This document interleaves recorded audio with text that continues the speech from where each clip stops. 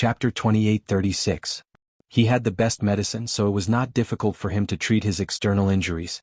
After applying the medicine, he was supposed to meditate for a few hours to recover, but he was afraid that the people outside would think too much if he did not go out. Thus, he used a spell technique to cover up his wounds and went out. Then he sent Ji Tianyue back to Nantian Palace. It was only now that he had the time to properly recuperate. What he needed was a quiet place to meditate. After looking around, he chose a cave. After entering, he remembered that this was the cave that Ji Tianyue had accidentally entered when she was drunk. There was even a little bit of her breath in it.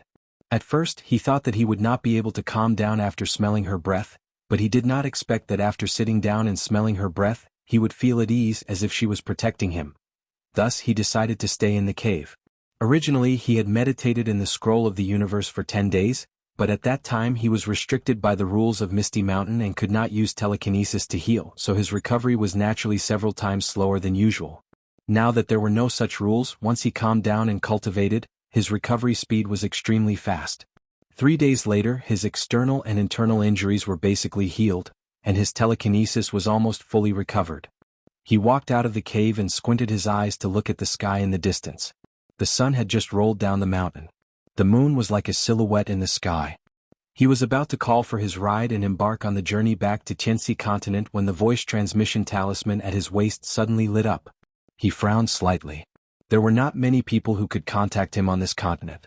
His imperial father and a few of his friends, including the sect leader of the Purple Cloud sect. The talisman that lit up at this moment was the sect master of Ziyun. Rongyue Tianlan and the sect master of Ziyun were not very close. At most, they had played a few games of chess and discussed spells a few times. The sect master of Ziyun was more than 3,000 years older than him, so they could be considered friends despite the difference in age. At that time, the sect master of the Purple Cloud sect admired him very much. He had once joked that if he had a daughter or a female disciple, he would definitely let her marry him and let him call him father-in-law or uncle. Let's see if you still dare to be arrogant in front of me. At that time, Rongyu Tianlan didn't take his joke to heart. She calmly tidied up the chessboard and replied to him, I heard that my father is looking for a good marriage for me. Maybe I'll get married earlier than you and have a child earlier. If it's a daughter and you're still single when she grows up, I can reluctantly consider being your excellency's father-in-law.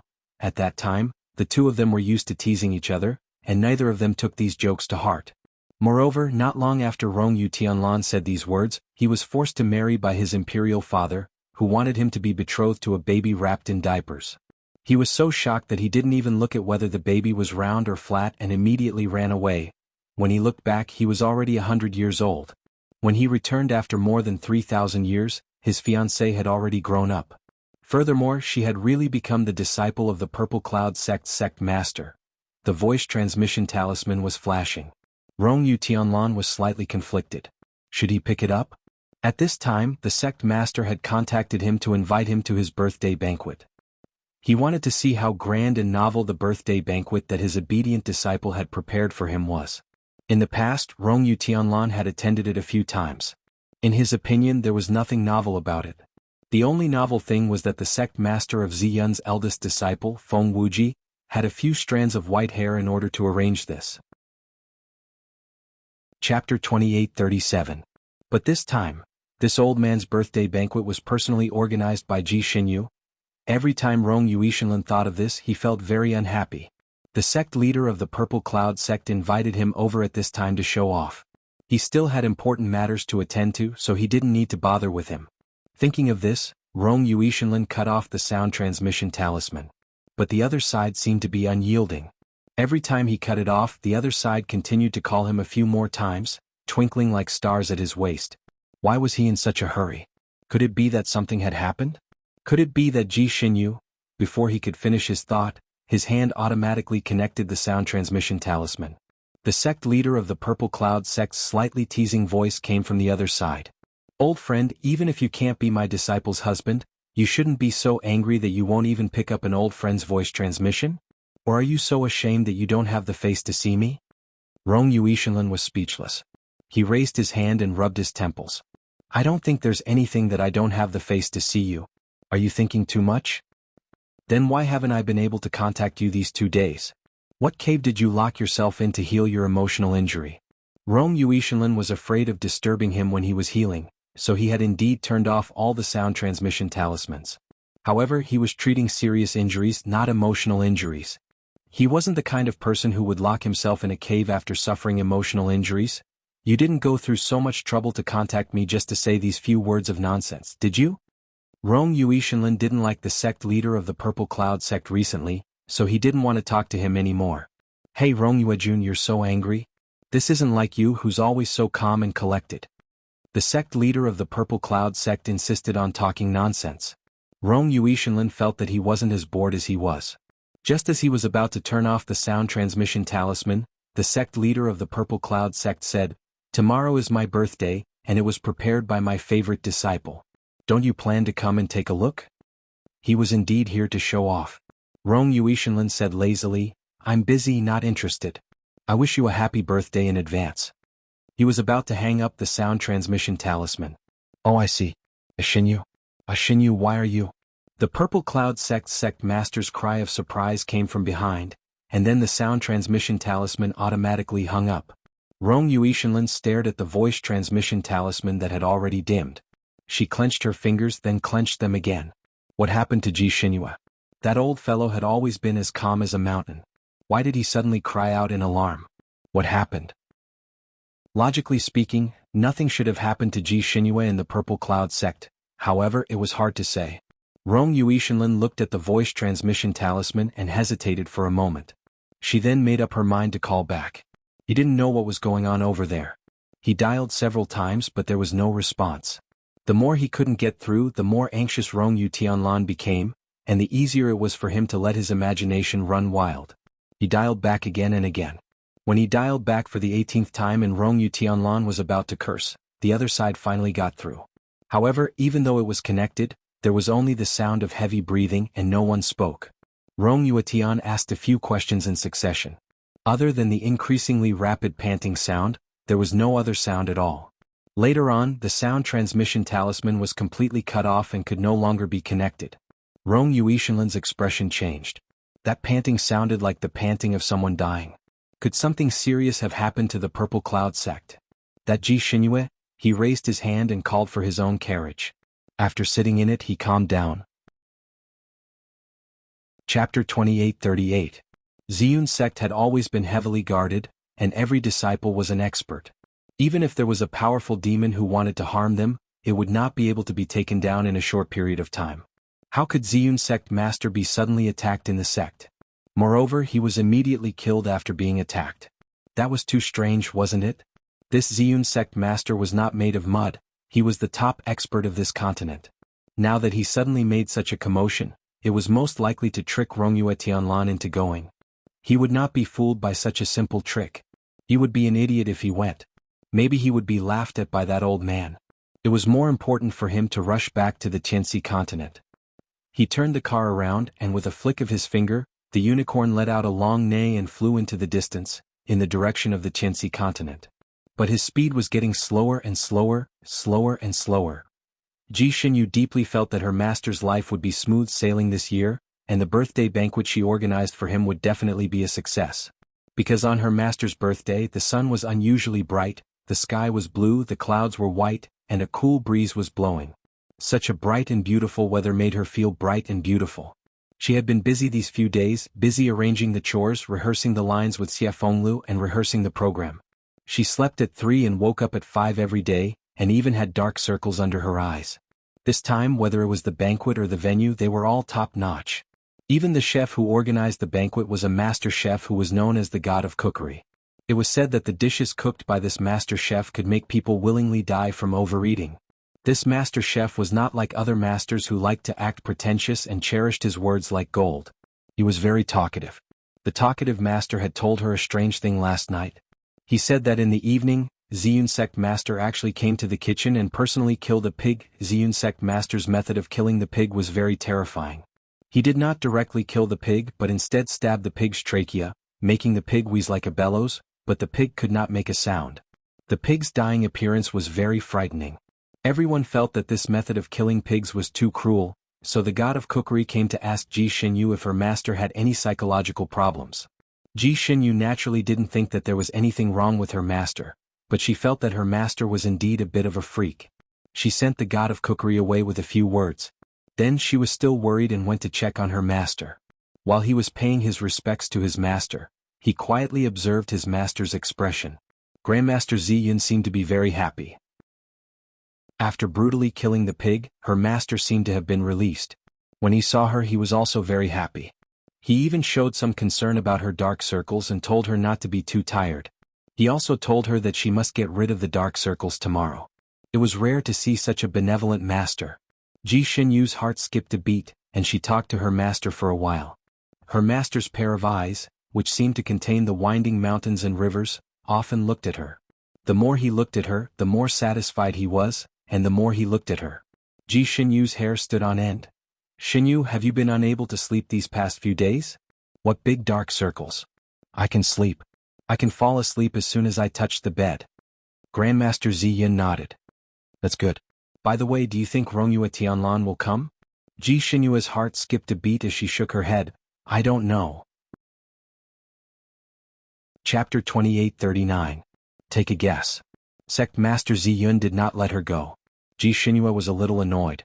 If someone else had asked her this question, she would have kicked them away impatiently. But her master, she calmed down and tried to guess. "He won't come, right?" "Why not?" "He doesn't like to join in the fun. Besides..." She paused. "Besides, it was not suitable for them to meet again. Rongyue Tianlan must have known this too, so even if he received an invitation he would not come." "Besides what?" "Besides, we have so many guests, so we don't need him. Why do you care about him?" Ji Xinyue changed the topic. "By the way, master, why did you go to kill a pig?" Sect Master Ziyun only spat out two words: "Heaven's secret." Ji Xinyue was speechless. Killing a pig could lead to heaven's secret? Master was indeed divine. The sun was shining brightly and the autumn wind was refreshing. The entrance of the Purple Cloud sect was crowded early in the morning, and there was an endless stream of people and carriages. Although the Purple Cloud sect's sect master's birthday was criticized every year, his status was still there. The big shots in the Fanning continent would still come to congratulate him. Of course, those small shots wouldn't let go of any opportunity to make friends with the Purple Cloud sect. They would try to get an invitation to celebrate here. Therefore, on this day every year, the entrance of the Purple Cloud sect would be so lively. Fortunately, the disciples of the Purple Cloud sect were used to dealing with this, and they divided up the work. Some welcomed the guests outside, some led the guests, and some arranged the seats. Although they were busy, they were orderly. There were especially many people this year because everyone was curious about a new thing. Previously, when Sect Master Ziyun celebrated his birthday, his only female disciple wore a mask, so no one could guess whether she was ugly or beautiful. But this princess had been exposed a few days ago, so this time she would not wear a mask when she came out again, right? Many people did not see the excitement on Misty Mountain, so this time they took the opportunity to come and take a look. The banquet was held in the special hall of the Purple Cloud sect. This hall was specially prepared for Sect Master Ziyun's birthday, and was twice the size of an ordinary sect hall. In the hall, there were special seats specially prepared for the birthday boy and very famous people, and there was also a special stage. When it was almost noon, there were almost 1,000 tables in the hall, and almost all the guests had arrived. Sect Master Ziyun sat at the head of the table with his chin resting on his hand. Looking at the guests in the hall, his expression was a little lazy. He wanted to celebrate his birthday, so he didn't pay much attention to the gifts from others. Originally, he would not celebrate his birthday with such fanfare. Usually, he would just call some of his good friends and disciples for a gathering. What he wanted was that kind of atmosphere. But this time, his invitation cards were scattered all over the place. Almost all the young geniuses on the Sanskrit continent received one. Sect Master Ziyun's invitation was not easy to obtain. Therefore, everyone treasured this opportunity. Those who received the invitation all came. Even if they didn't receive the invitation, they still thought of ways to follow their acquaintances. As a result, the number of customers this time was unusually high. Ji Xinyu did not expect so many people to come. Looking at the dense crowd, she felt a little dizzy. He began to worry about whether the banquet he had prepared was enough. Luckily, Feng Wuji was the one who prepared the banquet. He had always been a meticulous person. Although his master was a little unreliable this time, he didn't tell them that it was going to be a big banquet. Chapter 2840. Eldest senior brother had always been meticulous. Although his master was not very reliable this time and did not tell him beforehand that it was a big banquet, he knew that it was not a simple banquet from the endless stream of people in the morning. He immediately sent people to prepare. It would not create an awkward situation where there were too many people and no one had anything to eat. Ji Xinyu stood in a corner with her arms crossed, looking at the huge crowd outside. People were presenting gifts to the Purple Cloud Sect Master. Because the Purple Cloud Sect Master's birthday was for fun, not to get rich, he did not like expensive gifts. When he asked outsiders for gifts, his number one request was novelty. As long as it was novel enough, he would be happy even if they gave him a cricket cage. It was the same this time. People gave him all kinds of strange gifts. There was a pocket-sized horse less than a meter tall, a mouse as big as a cat, and even a poisonous snake with 5 heads. Ji Xinyu rubbed her forehead. Most of these novelty gifts looked good but were not useful. Her master would throw them to Feng Wuji after playing with them for a while and let him handle them. As long as they were not damaged, they could be thrown into the storage palace. However, these living creatures often gave Feng Wuji a headache. Raising them was a problem. Later, Feng Wuji decided to do something violent. He threw all these living creatures into a valley with abundant water and plants, leaving them to fend for themselves. These animals killed each other in there. It was a natural selection. Usually, out of 10 animals thrown in, it would be good if one could survive. Of course, they would also mate in there. Thus, more strange-looking animals were born. Where there were people, there would be rivers and lakes. Where there were many animals, there would also be a world of beasts. The animals in there were cruel elimination rounds, each wave stronger than the last. This beast valley had existed for 5,000 to 6,000 years. The animals in there grew stronger day by day. Occasionally, there would be strange roars from there, causing people to be inexplicably frightened. No one knew what was inside. After a long time, even the disciples of the Purple Cloud Sect did not dare to casually enter the valley. Fortunately, the Purple Cloud Sect Master had set up a strong barrier outside the valley. This prevented the monsters in the valley from coming out and disturbing the balance of this world. This valley would only be opened once a year, and each time it was opened, the purpose was to throw in new monsters. Every time Ji Xinyu passed by the valley, she would feel an inexplicable sense of trepidation. It was as if there was something extremely ferocious hidden inside, waiting to rush out and destroy the world. Because of this, she had once forced herself to persuade her master to change his bad habit of randomly taking in monsters, and told him about her feelings and concerns. At that time, sect leader Ziyun did not say anything. Instead, he directly brought her into the valley and let her examine it personally. There were indeed some strange hybrid monsters in the valley as well as some ferocious beasts, but they were only ferocious beasts. Ji Xinyu could deal with them with one hand, so even if they ran out of the valley, they wouldn't be much of a threat. After seeing those animals, Ji Xinyu was speechless. Her master was indifferent to fame and fortune, and only had this little hobby. As a disciple, it was naturally not convenient for her to say more. Therefore, Ji Xinyu did not care about this place for the next few years. They were allowed to grow stronger year after year. However, every time she passed by the valley, she would feel a little uneasy, as if there were countless pairs of eyes staring at her. Chapter 2841. Almost everyone knew about this harmless hobby of Sect Master Ziyun, so there were many people who came this year, and the number of monsters that were sent was also the most. Some were carried by people and some were sent in various cages. The disciples of Sect Master Ziyun were so busy receiving these things that their hands went limp. Ji Xinyu looked at the various monsters that she couldn't even name, and thought that the animals in the Beast Valley were going to party again. The weak ones became food inside, and the strong ones were busy using their claws and teeth to conquer. Every time there would be a big commotion. Of course, the birthday gifts that people sent were not only all kinds of novel animals and plants, but also other rare treasures. Every time Ji Xinyu saw these gifts, she felt that her horizons had been broadened. No wonder Master was keen on celebrating his birthday. Just looking at these novel gifts was enough to make him happy. There were many people who came this year, so naturally there were many gifts. Among these gifts, the gift from Rongyue Tianheng of the Eastern Sky Clan was the most special. He actually sent a beautiful snake woman with a human head and a snake body. This was a real beautiful snake woman. Her upper body was completely human, beautiful and alluring, with long seaweed-like hair, full breasts, slender waist, and even between her legs was a woman's part. Only her legs were together, forming a snow-white snake tail below. The beautiful snake woman was wearing clothes. In fact, they weren't called clothes but 2 pieces of muslin. They were wrapped around her chest and waist, covering the most private and important parts. As for the rest of her body, she was naked. There was a string of silver bells on her wrist. When she swung her snake tail forward, the silver bells jingled. She looked indescribably enchanting and charming. Her watery eyes seemed to be able to hook one's soul. When she glanced at someone, they could not help but feel a ripple in their heart. Such a stunner was carried in a box.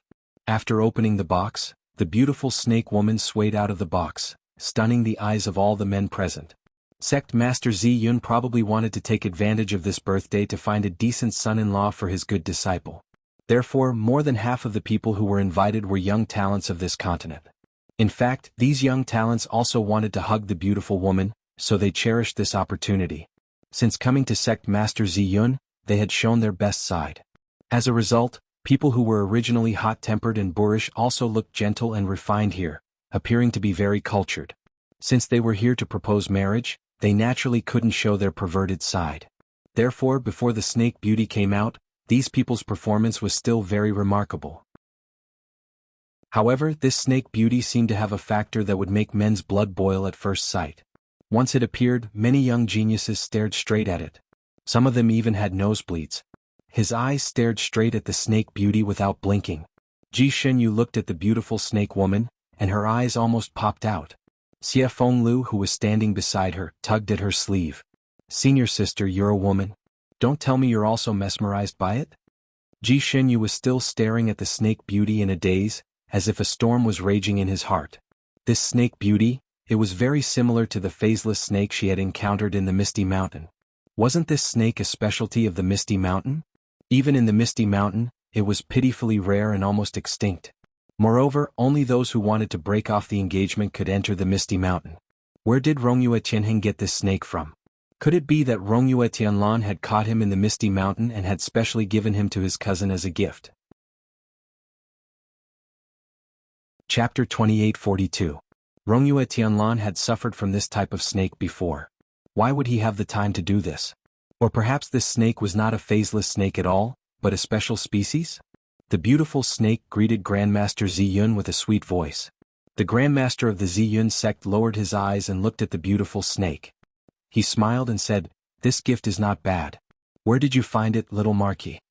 Rongyue Tianheng said proudly, "I found it in Tianhang Mountain. This woman is amazing. She is good at singing and dancing. When she sings, she can attract countless birds. She is good at talking. I have been traveling for many years, but this is the first time I have seen such a wonderful thing. I am here to present it to you as a token of my sincerity." This gift was indeed extraordinarily precious. Sect Master Zi Yun's eyes revealed a hint of a smile. Many thanks, young Marquis is so thoughtful. Wuji, please accept this gift." Feng Wuji came up and looked at the beautiful snake. His lips twitched. Although it was a snake, it looked too much like a human. How could he get it down? The other animals were locked in cages and carried away in boxes. What about this beautiful snake? Was he going to drive it into the box too? He looked at the snake beauty, and the snake beauty's big watery eyes were also looking at him. The two of them forgot about each other for a moment, and then the snake beauty smiled sweetly. She actually coiled herself into the box, and her body leaned down, and the box's lid automatically closed with a bang. What a considerate snake beauty. Feng Wuji breathed a sigh of relief. He then sent someone to lift the box, but it was a little difficult to decide where to put it. Master would play with these little monsters for a few days every time. Before they were played with, they would be placed in the rare creature pavilion of the Purple Cloud sect. After he played with them, they would be put back in the Beast Valley. The other little beasts could be played with by Master. Was this beautiful snake also there for Master to play with? "Master, where should I put this snake?" Feng Wuji lowered his head and asked. "Put it wherever the other beasts are." "Do you have to ask?" Grandmaster Zi Yun glanced at his eldest disciple. Well, it seemed that Master did not treat this beautiful snake as a human at all. He treated it as a rare little beast. Then he would put it in the rare creature pavilion. The box was carried down. The master of the Purple Cloud sect asked Rongyue Tianheng amiably, "Does the young Marquis have any requests?" Rongyue Tianlan's handsome face turned red, and he shook his head. "I don't have any special request, I just want to see the true face of Princess Shenyu." This request was unanimously agreed upon by everyone, and the surrounding people nodded in agreement. Sect Master Zi Yun originally had one arm supporting his head, but when he heard this he put down his arm and said indifferently, "No matter how rare the beautiful snake is, it's just a rare thing. It can't be compared to my disciple's face. Regardless of whether or not Xinyu wanted to reveal her true appearance, that was her freedom. It was not something that could be exchanged with any conditions. If you're giving me this snake beauty because of this request, then I can only disappoint you. Your Excellency, please take back that snake beauty. He raised his hand and ordered his men to bring the snake back. Rangyushenheng hurriedly said, Sect Master, you've misunderstood. This snake is a birthday gift from Little Ho. I didn't use it as an exchange. That was just a wish of the little Marquis. Since the Sect Master was in a difficult position, then there was no need to care about this matter. Everything will be up to Princess Xinyu. After these words were said, Sect Master Ziyun did not say anything else. He probably did not want to owe anyone anything. In the end, he still said that he would agree to Rangyushenheng's request. However, if it was related to his female disciple, he would not do anything. Chapter 2843. Just like that, a small episode passed. The guests finally knew what Sect Master Ziyun's bottom line was. His female disciple was his bottom line. No matter what, nothing could compare to his female disciple. Ji Xinyu pursed her lips and looked at her master from behind the curtain. She felt tears welling up in her eyes. In this world, only her master was truly good to her. She did not have such deep feelings before, but now she was full of gratitude. For her master, she would even be willing to bark like a dog, let alone acting like a man. The guests finally finished presenting their gifts, and everyone turned to look at Feng Wuji. Every year, Sect Master's birthday would have a new trick. What would it be today? Sect Master Ziyun also turned to look at his eldest disciple. What about your new trick? Feng Wuji bowed. I was about to present it to Master. I hope Master will like it. Sect Master Ziyun rested his chin on his hand and looked interested. Let's wait and see. Feng Wuji was actually not very confident. After all, his master did not like to watch plays. At most, he would listen to storytellers telling stories. He clapped his hands twice, and the stage was filled with the sound of a huqin, followed by the sound of an eru and a flute, as if it was the prelude to a play. A look of surprise appeared in everyone's eyes. It was normal to invite a troupe to perform on a birthday, it was the most common thing, but the disciples of Sect Master Ziyun were using a play as a new trick. Wasn't it a little too funny? Sect Master Ziyun only raised his eyebrows and continued to wait with interest. His disciples all knew that he did not like to watch plays. They should not have arranged a normal play to deal with him. They should have some big trick up their sleeves. Ji Xinyu and the others rehearsed in a secluded mountain, far away from the valley where Sect Master lived. Even if they played the suona loudly, Sect Master Ziyun might not be able to hear them. Furthermore, Sect Master Ziyun never peeked at the things his disciples prepared for him. According to his own words, the surprise on the day was the most important. If he knew in advance, it would be meaningless. Thus, Sect Master Ziyun did not know what Ji Xinyu and the others were doing for 2 whole days. As the music played, all the lights in the hall suddenly went out. While everyone was still in shock, a huge, colorful flower slowly rose into the air. When it reached the top, the petals slowly bloomed, revealing the golden boy and jade girl in the center of the flower. It wasn't an exaggeration to say that they were a golden couple. Jade Maiden was wearing a 7-colored long skirt with flowing cloud sleeves. She had big eyes and cherry-red lips. Each and every one of her movements revealed a kind of enchanting charm.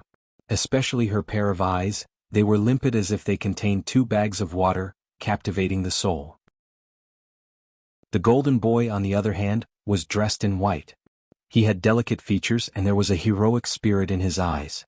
The lights on the stage only shone on the 2 of them and the background was dark. This made the 2 of them stand out even more. The 2 of them were extremely eye-catching in terms of appearance and attire. Countless people's gazes fell on these 2 people. When they saw them slowly descending from the sky, they pulled out a banner at the same time, one on the left and one on the right. On the left was written, I wish Master this day every year young and handsome. The book on the right reads, I wish Master a long and prosperous life. Their left and right hands pulled out a banner for each other, Happy Birthday. Chapter 2844. The words were written like dragons flying and phoenixes dancing, looking very imposing. It was Feng Wuji's handwriting. What was even more bizarre was that when the 2 of them landed on the ground, the vertical banner and the horizontal banner in their hands turned into colorful flower petals. The flower petals flew down from the high platform in the form of a vertical banner and flew to sect leader Ziyun's side. After slowly circling him 3 times, it flew back to the high platform and turned back into the flowing cloud silk of the Jade Maiden. This scene was very beautiful and very special. Everyone loudly applauded, but the majority of the people's eyes were still fixed on the jade girl who was swinging her long sleeves and dancing. From the banner, everyone guessed that the two people performing should be sect leader Zi Yun's disciples. Since sect leader Zi Yun only accepted one female disciple, needless to say the jade maiden on the stage should be Ji Xinyu, who was in the limelight recently. As for the golden boy on the stage, there were fewer people paying attention to him. After all, most of the people present were young geniuses and there were very few women. There were only a dozen or so female guests, and most of them were already taken and came with their husbands. Even if they saw that the golden boy on the stage was very handsome, they didn't dare to cheer loudly. This way the jade maiden on the stage Shui Xiaowu was much better. When sect leader Zi Yun saw his two disciples, he opened his eyes wide. Looking at the two people singing and dancing on the stage, the corner of his mouth slightly twitched. His eyes lit up and he held his chin as he watched with interest. Feng Wuji had been paying attention to his master's expression, and seeing him like this, he finally let out a sigh of relief. This time he passed. His gaze also looked at the stage and he couldn't help but give his ninth junior brother a thumbs up. In fact, they weren't really singing an opera, but singing and dancing with lyrics. The performance was also a golden boy and jade maiden birthday celebration. The lyrics were festive and cheerful, making people happy just by looking at them. On the stage, ninth junior brother's pair of flowing sleeves fluttered in the air, flying around Ji Xinyu, looking very harmonious. Apart from the birthday celebration, the lyrics were also the jade maiden boldly confessing to the golden boy. The jade maiden on the stage was very bold and romantic, chasing after the golden boy. The Sannin continent was very traditional. Men chasing after women was the absolute majority, and there were almost no women chasing after men. At least there weren't any on the surface. On the other hand, the jade maiden on the stage was extremely bold. Her behavior was refreshing. Everyone at the scene was dumbfounded. Rongyue Tianheng looked as if he had been struck by lightning. Princess Ji Xinyu was actually such a bold and unrestrained woman. As for her appearance, she was indeed beautiful. He was similar to the rumors except that the lines on his face were a little more robust, and he looked very heroic. He glanced at the golden boy again and his heart skipped a beat. The two people on the stage were wearing heavy colors, but Rongyue Tianheng could still vaguely see Xinyu's shadow on Jin Tong's face. Xinyu, that kind of person, naturally would not come here to perform, but this appearance. This appearance made Rongyue Tianheng's heart jump again and again. He had originally come to see the princess's true face, but at this moment his attention was completely attracted by the golden boy on the stage. His eyes were fixed on the golden boy. Ji Xinyu was naturally the one playing the role of the golden boy. Just as she had expected, everyone's attention was on ninth junior brother, so she could easily perform. Her ears were sharp, and she could even hear the discussions of the people below the stage amidst the music. Most people are marveling at the princess's boldness and boldness. Chapter 28:45. Most people were amazed at the princess's boldness and boldness, saying that she was indeed a disciple of the Purple Cloud sect, the first woman to be bold and unrestrained in the Fannin continent, daring to perform such a hot performance. Ji Xinyu frowned slightly, knowing that these people were so conservative because they were in the Purple Cloud sect, and it sounded like praise. But in their hearts, they were probably scolding her for offending public morals, right? She had just recovered some of her reputation, and now there was going to be another watershed, with both praise and criticism. Fortunately, Ji Xinyu didn't care about this. Her master's purpose in organizing this gathering of young talents was clear as day. It was to let her show her face here and let everyone know how good she was. Then, she would choose a good husband for her. Her master was like a father, and her master worried more than her imperial father. Ji Xinyu actually didn't have any hope for love, and didn't want to find another one. She felt that it was good to be alone and free. There were many immortals who didn't marry, and she didn't want to be one of them. She didn't want her future days to be spent in some palace or in some courtyard. If this dance could dispel the thoughts of those young talents, it would save her a lot of trouble. Her eyes fell on ninth junior brother, who was looking at her affectionately. Ninth junior brother must have rehearsed this performance to block these rotten suitors for her, right? Ji Xinyu shuddered. Could these words be any more shocking? There was no such phrase during the rehearsal. To see you, I do everything possible, I like you, think carefully. Xie Fenglu continued to express his feelings. Because these words were added at the last minute, Ji Xinyu didn't know what to say in response. and could only smile stiffly, looking very pretentious. Xie Fenglu read a line to her, "Do you like me too? How about we become husband and wife after the birthday celebration, and return home together?" Since this play was a comedy, a play about lovers getting married in the end, Ji Xinyu hesitated for a moment before agreeing with a yes. However, just as she parted her lips and before she could utter a single word, a strand of flute music abruptly joined in, instantly suppressing all the music. There were many talents in the Purple Cloud sect, and many of them were good at music. Therefore, the accompaniment for this show was the disciples of the Purple Cloud sect. Their musical instruments had already reached the point of perfection, and some of them could even control objects with sound. However, such superb playing skills were completely out of tune due to the ethereal sound of the flute. It sounded strange and funny. After such an accident, Ji Xinyu naturally forgot the original lyrics and looked in the direction of the flute sound. The sound of the flute seemed to be coming from outside. She couldn't see anyone playing the flute in the hall. When the flute sounded, her heart skipped a beat. She was very familiar with the sound of the flute. Among the people she knew, only Rongyue Tianlan had such skills. However, logically speaking, he shouldn't have come, right? Or perhaps some other music expert had arrived. Or was it old Ninth's plan to catch them off guard? She looked at Xie Fenglu. Xie Fengliu's face was covered with color, so she couldn't see his expression clearly. He was stunned for a moment, then raised his voice and continued to ask the question. Chapter 2846. Carrot, after the birthday celebration, are you willing to marry me? This line was supposed to be an elegant and mellow song, but before he could finish, the sound of the flute suddenly increased in pitch.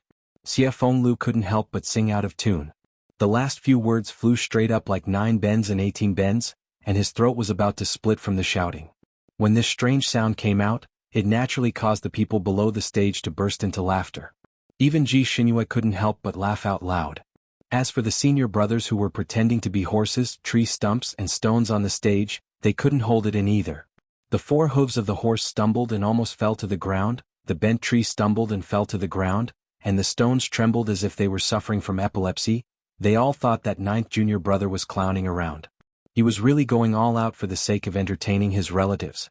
Only Xie Fengliu's handsome face under the oil paint changed slightly. He took a step back and pressed his palm lightly on his chest. He seemed to be unwilling to give up. Just as he was about to ask again, Sect Master Ziyun, who was sitting at the head of the table, stood up and looked outside with a faint smile. "Old friend, since you're here, why don't you come in? Why are you teasing my disciple?" Who had come? Who could be called an old friend by Sect Master Ziyun?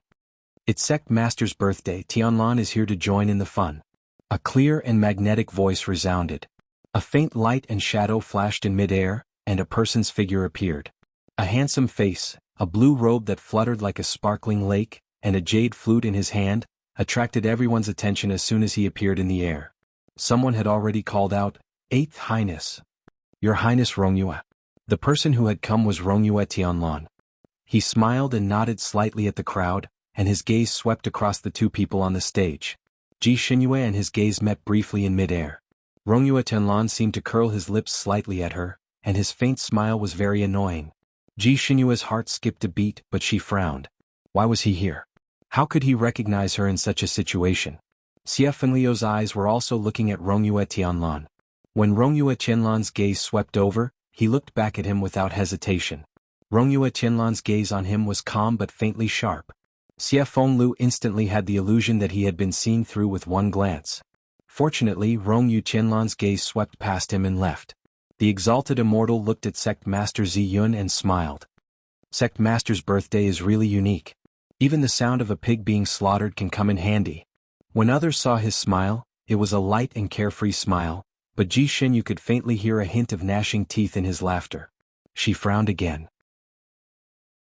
Could it be that Rongyue Tianlan was mocking her and Xie Fengliu's duet as the sound of a pig being slaughtered? What a vicious comparison. This person really had an unusually sharp tongue. She looked at Xie Fenglu again. Because he had the most lyrics, the sound of a pig being slaughtered was more likely to be used to describe him. Sure enough, Xie Fenglu glared at Rongyue Tianlan angrily. However, Sect Master Ziyun understood what Rongyue Tianlan was implying. He smiled lazily and deliberately misinterpreted, "Is Rongyue Jun disdaining my disciples' singing?" He glanced at the guests present and sincerely asked for their opinions. Everyone, what do you think of the performance of my two apprentices? Are they worthy of the word's lingering sound? Everyone looked at each other. This question was actually very easy to answer, but because the two people had opposing opinions, they were apprehensive and did not dare to answer directly. Chapter 28:47. No matter how they answered, they would definitely offend one of them. However, no one could afford to offend these two people. Therefore, everyone laughed in agreement. Only the disciples of the Purple Cloud sect and some outspoken people answered, "Not bad, it's good. Both of your disciples performed well, especially this male-female disciple. Her singing was full of emotions and it was a refreshing experience." The Purple Cloud sect master looked at Rong Yuishanlin proudly. The eyes of the masses are clear. Rong Yuejun, what else do you have to say? Rong Yuishanlin looked at the cold but annoying face of the Purple Cloud sect master and secretly clenched his fingers in his sleeves. Sure enough, his first instinct was right. This was a scam. Such a simple scam had actually fooled a smart person like him. Just because he was afraid that something might happen. What if it was true? The death of the old Purple Cloud sect master was not to be regretted, but Ji Xinyue must not die. He had already rushed to the space-time gate out of the Sanine continent. In the end, because of this, what if, he had to rush back from thousands of miles away. If he did not rush back to take a look, he was afraid that he would not be able to sleep well during the 2-month journey. He had originally planned to take a look first and hide in the dark. It would not be too late for him to leave after confirming that the Purple Cloud sect was fine and that Ji Xinyue was safe. With such a goal in mind, he ran for nearly 10,000 miles in an unjustified way. He urged the wind-chasing unicorn to use its maximum potential. After running for an entire night and an entire morning, he was so tired that he almost vomited. In the end, he saw the heavy traffic in front of the Purple Cloud sect and Feng Wuji's happy face. Under such circumstances, the Purple Cloud sect would naturally be fine. Therefore he was indeed fooled. Rong Yuishanlin heaved a sigh of relief and clenched his fists. He had the urge to pull out the Purple Cloud sect master and beat him up so that his birthday would be the anniversary of his death. He walked around the Purple Cloud sect and heard the Purple Cloud sect master's ferocious butchering in the kitchen. Naturally, he understood what he had heard. He touched the pig slaughtering knife and began to consider the possibility of stabbing the knife into the Purple Cloud sect master's neck. He walked around again. Originally, he wanted to leave quietly so that the old man would not laugh until he got cramps. However, he did not expect to hear the sound of opera coming from the front. He knew that Grandmaster Zi Yun usually did not listen to operas. He also wanted to see what kind of birthday present Ji Xinyu had prepared for her master, so he hid himself in the air to take a look. In the end, he saw Ji Xinyu dressed as a man and her junior brother singing this kind of golden boy and jade girl play. It was undeniable that the two of them looked good in disguise. It was easy for people to associate them with a phrase, perfect couple. When he saw her, she was an eyesore and he had the urge to kick her away. However, Xie Fenglu took this opportunity to confess to Ji Xinyu, and he seemed to have used some kind of technique. Once Ji Xinyu agreed, he might even get married to her. But that stupid girl didn't notice this and actually jokingly agreed with the word, okay. Only then did he interrupt them with the sound of his flute. Otherwise, this girl would sell herself off without even knowing it. Rong Yuetian could tell at a glance that this junior brother of hers had other feelings for her. Originally, he did not take it to heart because he felt that Xie Fenglu and Ji Xinyu were not compatible. Chapter 28:48. They belonged to the type of drama where the falling flowers had feelings for the heartless brook. But now, Rongyue Tianlan's gaze swept over Xie Fenglu again, his eyes faintly cold. After all, he was an exalted immortal who had cultivated for thousands of years. Once he released the pressure of an exalted immortal, he could still completely suppress Xie Fenglu, who had just cultivated to the supreme god level. Xie Fenglu didn't want to be afraid of him, but under the pressure of the other party, his legs couldn't help but go soft and he almost knelt down. His eyes flashed, his body swayed and he suddenly fell towards Shinjiue. Shinjiue subconsciously supported him. Xie Fenglio's body went soft and he took advantage of the situation to fall into her arms. The two of them were originally singing an opera. They were wearing costumes and had makeup on their faces. At this moment, Xie Fenglu, who was playing the role of the Jade Maiden, fell into the arms of Ji Xinyue, who was playing the role of the Golden Boy, which immediately caused the audience below to cheer. However, just as the cheers rushed out of their throats, another shocking change occurred on the stage. Just as the Jade Maiden fell into the Golden Boy's arms, the Golden Boy suddenly stepped back. The Jade Maiden was caught off guard and fell onto the stage with a plop. This fall wasn't light for the Jade Maiden. She fell there and curled up and couldn't help but cry out in pain. This cry of pain was a standard male voice. It was abnormally abrupt in the stunned silence of the audience. Everyone heard it. Why was the Jade Maiden's voice a man's? Could it be that the Jade Maiden wasn't played by Ji Xinyue, the only female disciple? Everyone stared at the stage with wide eyes, and then they saw a godly turn of events. The makeup on the Jade Maiden's face on the stage seemed to be washed away by a pair of invisible hands. A moment later, her true appearance was finally revealed. It was a delicate face. Although the eyes were watery and there were dimples on both cheeks, it was a man's face. He's not Princess Xinyu. Some people who had seen Ji Xinyue's true appearance in Misty Mountain cried out. He's the last disciple of the Purple Cloud sect master, Xie Fenglu, young master Xie. So it's not Princess Xinyu. I was wondering why her style of singing was so bold. This is what it means to entertain one's relatives. The Purple Cloud sect's disciples are really too good to their master. Like I said, no matter how much Princess Xinyu wants to make master happy, she can't throw away her face like that and do such a bold action. Everyone started to discuss spiritedly, as if they understood what was going on. Originally they were secretly cursing Ji Xinyue in their hearts, but now all of that naturally disappeared. Ji Xinyue's reputation was like a person who had just walked through the gates of hell, and was silently washed clean. Xie Fenglu, on the other hand, was praised by everyone. His plan had failed. He was stunned for a moment before regaining his composure. At this point he could no longer continue his act. Xie Fenglu took the opportunity to say a few words of congratulations to his master, and then left with Ji Xinyue. Sect Master Ziyun glanced at Rongyu Yishanlin with a complicated look in his eyes. He originally wanted to embarrass this guy and avenge his precious disciple, but he didn't expect this guy to have the ability to easily resolve the awkwardness. At this moment, he swaggered to the seat of honor not far away from him, looking like he was going to calmly watch the show. Although the other guests present had just seen a good show of a man playing a woman, they still didn't see Ji Xinyue. They couldn't help but feel regretful. Someone asked Ji Xinyue, as the only female disciple of Sect Master Ziyun, what surprise would she bring to their master? Chapter 2849. The purpose of these words was none other than to see Ji Xinyue, even if she came out to say a few words of congratulations. Sect Master Ziyun's expression did not change. Before he could speak, Rongyu Yishanlin had already opened her mouth while waving her fan.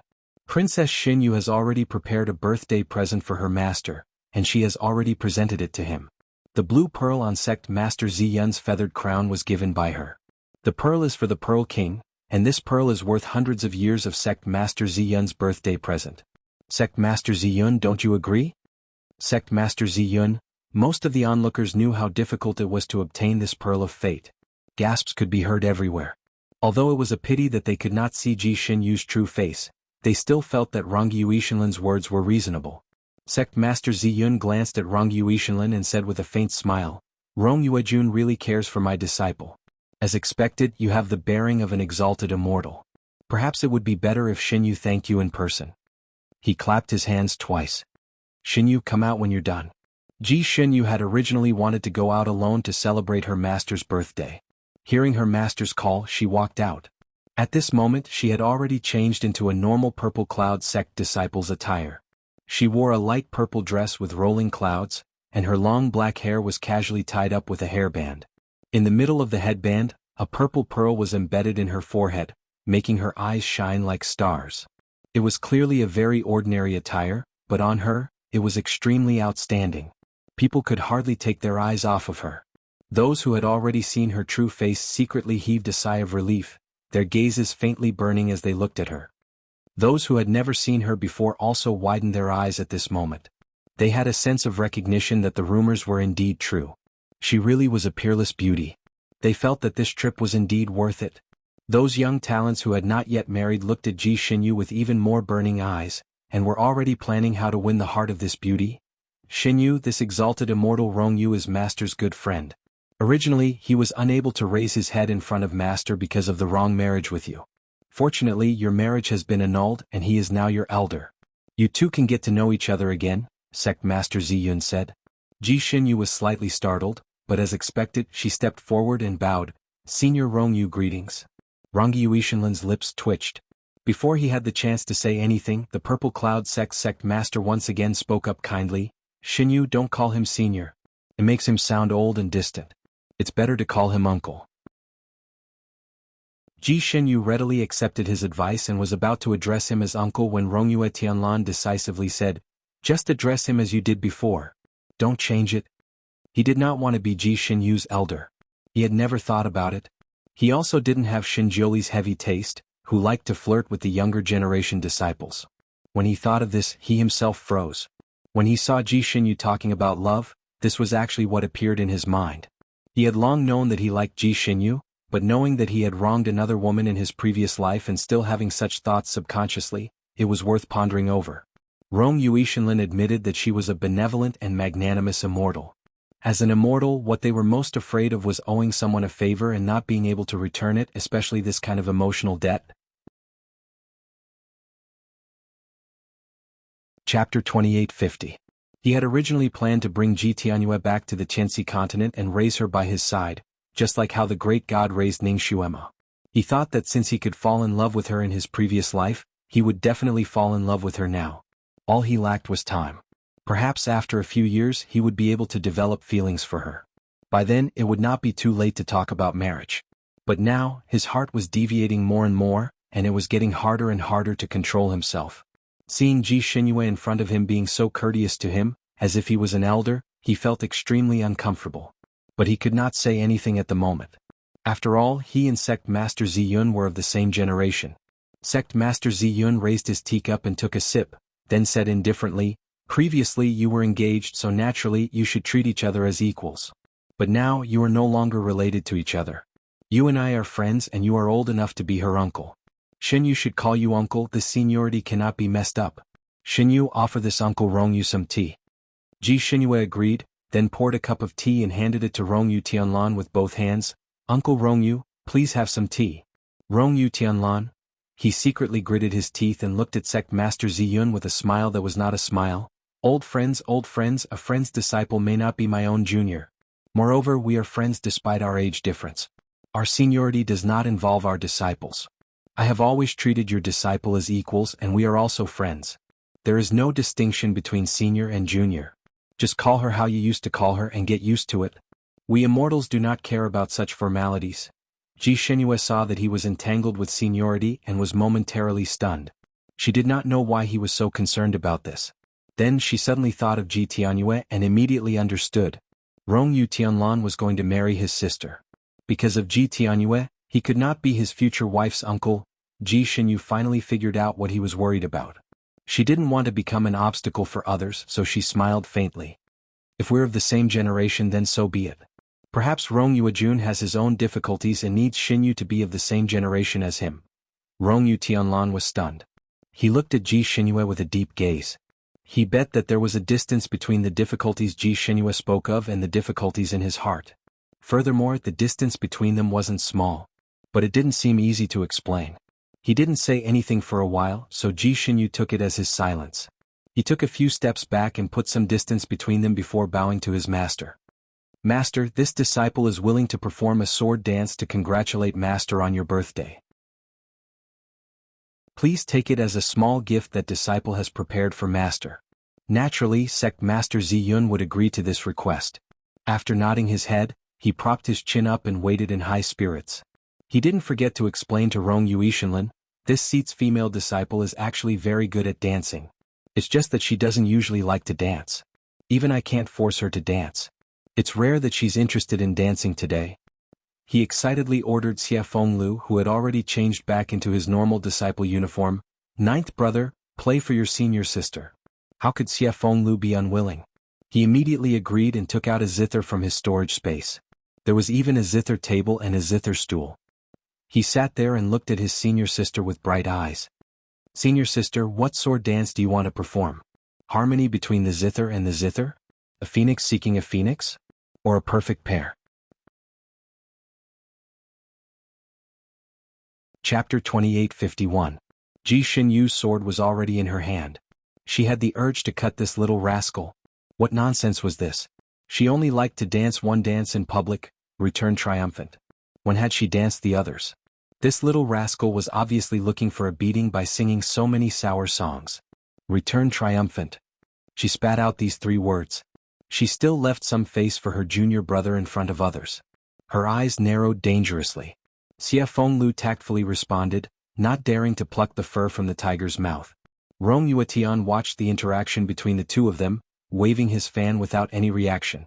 He had never heard of this song before, so even if he volunteered to accompany her, he did not have the capital to do so. But Ji Xinyu's dance, he had seen it once when she was drunk, dancing alone under the moonlight. Although her steps were staggering, it was still very interesting. Now that she was sober, what would it be like to dance? Ji Yu's solo dance suddenly appeared in his mind. Her sleeves fluttered in the wind, as intoxicating as a beautiful flower. After a burst of intense music, Ji Xinyu had already flown to the center of the stage. Kicks, bends, splits, twirls, the sword flashed like flying frost, the figure spun like falling snow. Her dance had the gentleness of an ordinary dancer, but also the freedom and casualness of a swordsman. Rong Yuetian looked at the graceful figure on the stage, and could not help but think of Ning Xuema's poem that described sword dance. Huarui shot the 9 sunsets, like a group of emperors flying in the sky. It came like thunder, it stopped in anger, it stopped like the clear light of the blue sea. Rather than calling it a dance, it would be better to call it a swordsmanship. The combination of swordsmanship and dance was flawless. The surrounding people were all mesmerized and amazed by her movements and stillness. They were reluctant to even blink their eyes. Rong Yuetian was very accomplished in singing and dancing. He had seen countless songs and dances in his life, but this was the first time he was so engrossed in a girl's solo dance. The fan in his hand could not help but beat to the beat. It was his first time seeing this dance, but he felt that it was inexplicably familiar. It was as if he had seen some of her movements a long time ago. He thought of Ji Yu again. Ji Yu's dance was completely different from her dance style, but the flexibility of her body, the degree of bending, and even the movement of her fingers. There were similarities between the two, especially the orchid finger formed by the left hand, which was different from the orchid finger formed by ordinary dancers. It was unique. Ji Yu and Ji Xinyu's orchid fingers were shockingly similar. Rong Yuetian stared at her delicate little finger, and her heart seemed to be in turmoil. If Ji Yu was only the reincarnation of Ji Xinyu's soul, then even if they had no memories of each other, their deep-rooted habits would still exist. For example, the current dance was clearly 2 different styles, but they had some small overlapping habits. Could it be that Xinyu was Ji Yu? Did he get the wrong person? But if Ji Yu was the reincarnation of Ji Xinyu's soul, why didn't she have any resemblance to Ji Xinyu in terms of appearance and personality? Why was she exactly the same as Tianyu? This didn't seem to make sense. Could it be that Ji Xinyu was also envious of Ji Tianyu? Envy that she can easily obtain the love of her parents, envy that she can grow up innocently and care freely.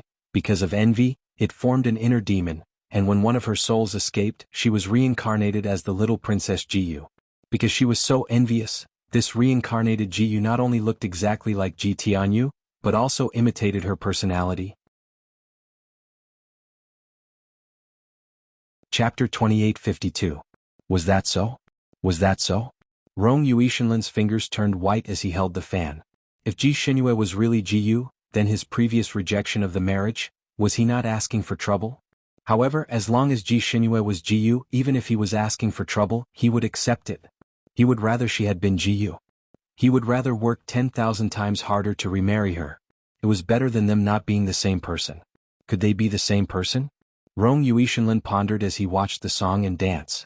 If she became a demon in her heart because of envy, causing a part of her soul to escape and reincarnate, then the soul that escaped must be her heart soul. The heart soul was responsible for envy, jealousy, and other emotions. The appearance of the heart soul could indeed be different from the main soul. If it had been reincarnated, then this heart soul would retain the appearance of its previous life. In other words, if he guessed correctly, her current heart soul would be like Ji Yu's. He only needed to find an opportunity to take out her heart soul to take a look, and he would know. He looked at Ji Xinyue, who was dancing gracefully, and his heart was burning. He felt that he could not wait any longer. He twisted his fingertips, and the jade flute appeared in his palm. Sect Master Ziyun glanced at him and transmitted his voice. What is Rong Yuejun doing? Good dance, good music, I will accompany her. Do you know this song? After listening to it once, I know it. Rong Yuishanlin answered simply. He had already heard Xie Fenglu play it once, and it was enough for him to remember the tune. The flute sounded leisurely and tactfully joined in. The flute was low and melodious, but the guqin was sonorous and powerful. Logically speaking, the guqin could only suppress the flute, but the flute could never suppress the guqin. However, after a while, the guqin could no longer be heard in the audience, only the flute's sound lingering in the field.